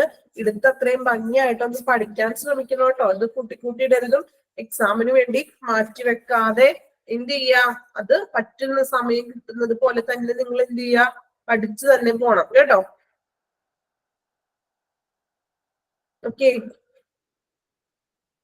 ഇനിയിപ്പോ ക്ലാസ് ഉണ്ടാവില്ല, മീൻസ് ടീച്ചർ ലീവ് ആയതുകൊണ്ടാണ് ഹാഫ് ആൻ അവർ കൂടി കൂടുതൽ ഞാൻ എടുത്തത്. ഓക്കെ, ഇനി എന്തെങ്കിലും ഡൗട്ട്സോ മറ്റു കാര്യങ്ങൾ എന്തെങ്കിലും നിങ്ങൾക്ക് ചോദിക്കാനുണ്ടെങ്കിൽ ചോദിക്കാം. ഇപ്പൊ നമുക്ക് തന്നേക്കുന്ന PDF ഇല്ലേ, അത്രേ ഉള്ളൂ മൊത്തം 6 മാസത്തേന് ഇതായിട്ട്? നിങ്ങൾക്ക് ഓൾറെഡി ഇൻട്രൊഡക്ഷൻ ക്ലാസ്സിൽ പറഞ്ഞത് അങ്ങനെ ഫുൾ ആയിട്ടല്ലേ PDF അയച്ചു തന്നിരിക്കുന്നത് അല്ലേ? ഫുൾ ആയിട്ട് തന്നിട്ടില്ലേ? മൊഡ്യൂൾ 1ഉം 2ഉം മാത്രമേ തന്നിട്ടുള്ളൂ. 2 PDF ആയിട്ട് ഇട്ട് തന്നത്, അതിന്റെ പ്രിന്റ് 1ഉം 2ഉം തന്നിട്ടുണ്ട്. ഓക്കെ, ഓക്കെ, മൊഡ്യൂൾ 1ഉം 2ഉം. ഓക്കെ, അത് കഴിഞ്ഞിട്ട് മൊഡ്യൂൾ 3, ടോട്ടല് മൊഡ്യൂൾ 3 കൂടി ഉണ്ട്, കുറച്ച് ചാപ്റ്റർ കൂടി വരുന്നുണ്ട്. അപ്പൊ ഇത് കംപ്ലീറ്റ് ചെയ്ത് 3ഉം 4ഉം ഉണ്ടെന്ന് പറഞ്ഞായിരുന്നല്ലോ. ഉണ്ടല്ലേ? ഓക്കെ, ഓക്കെ, ചാപ്റ്ററിന്റെ കറക്റ്റ് എത്രയാണ്? ടോട്ടൽ 4 മൊഡ്യൂളാണ്. ഓക്കെ, ഫസ്റ്റ് നിങ്ങൾക്ക് ടോട്ടൽ ആയിട്ട് തന്നിട്ടില്ല, ഫസ്റ്റും സെക്കൻഡും ആണ് ഇപ്പൊ തന്നിരിക്കുന്നത് അല്ലെ? അങ്ങനെയാണോ? അതെ, ഫസ്റ്റ് മൊഡ്യൂളും സെക്കൻഡ് മൊഡ്യൂളും. അപ്പൊ നിങ്ങൾ കഴിഞ്ഞ ചാപ്റ്ററുകൾ ഒന്ന് ടെക്ക് ചെയ്ത് പോവുക. ഫസ്റ്റും സെക്കൻഡും കംപ്ലീറ്റ് ആയിട്ടില്ലല്ലോ, ഇനി ചാപ്റ്റേഴ്സ് ഉണ്ടല്ലോ എടുക്കാൻ. ഉണ്ട്, ഫസ്റ്റ് മൊഡ്യൂളിൽ ഇനി ഒരു ചാപ്റ്റർ ഉള്ളൂ. ഒരു ചാപ്റ്ററും കൂടി ഉള്ളൂ. ഓക്കെ, ഇനി ഏത് ചാപ്റ്റർ ആണ് ഫസ്റ്റ് മൊഡ്യൂളിലുള്ളത്? Accident emergency department. എന്താണ്, ഏത് ചാപ്റ്റർ ആണ്? Accident and emergency department. Accident and emergency. Okay, okay, അപ്പൊ ഫസ്റ്റ് മൊഡ്യൂൾ കംപ്ലീറ്റ് ആവും. ദെൻ സെക്കൻഡ് മൊഡ്യൂൾ ഏതൊക്കെ തുടങ്ങിയായിരുന്നോ? സെക്കൻഡ് മൊഡ്യൂള് തുടങ്ങിയായിരുന്നു അല്ലേ? അതിൽ കുറച്ച് ചാപ്റ്റേഴ്സ് ഉണ്ടല്ലോ എടുക്കാനായിട്ട്, ഇനി ഉണ്ടല്ലോ? ഉണ്ട്. ഓക്കെ, അപ്പൊ ഇത് കഴിഞ്ഞിട്ട് ഉണ്ട്. ഓക്കെ, അപ്പൊ ഈ സെക്കൻഡ് മൊഡ്യൂൾ കഴിഞ്ഞിട്ട് അടുത്ത മൊഡ്യൂള് നിങ്ങൾക്ക് PDF തരുള്ളൂ കേട്ടോ. എല്ലാം കൂടി തന്നിട്ട് കാര്യമില്ലല്ലോ, നമുക്ക് പഠിച്ചിട്ട് പോവാം. ഓക്കെ, ദെൻ പിന്നെ ഓരോ മൊഡ്യൂൾ കഴിയുമ്പോഴാണോ അല്ലെങ്കിൽ 2 മൊഡ്യൂൾ കഴിഞ്ഞിട്ടാണോ നിങ്ങൾക്ക് എക്സാം? ഇൻട്രൊഡക്ഷനിൽ എങ്ങനെയാ ടീച്ചർ പറഞ്ഞത്? ഒരു മൊഡ്യൂൾ കഴിഞ്ഞോ? ഓക്കെ, 2 മൊഡ്യൂൾസ് കഴിയുമ്പോ. ഓക്കെ, ഓക്കെ, 2 മൊഡ്യൂൾ കഴിയുമ്പോൾ എക്സാം വിടും കേട്ടോ. അതുപോലെ എങ്ങനെയാണോ ഇൻട്രൊഡക്ഷൻ ക്ലാസ്സിൽ ടീച്ചർ പറഞ്ഞു തന്നത് അതുപോലെ തന്നെയായിരിക്കും നമ്മൾ ഫോളോ ചെയ്യുന്നത്. Okay. Then വേറെ ഡൗട്ട്സ് ഒന്നും ഇല്ലല്ലോ?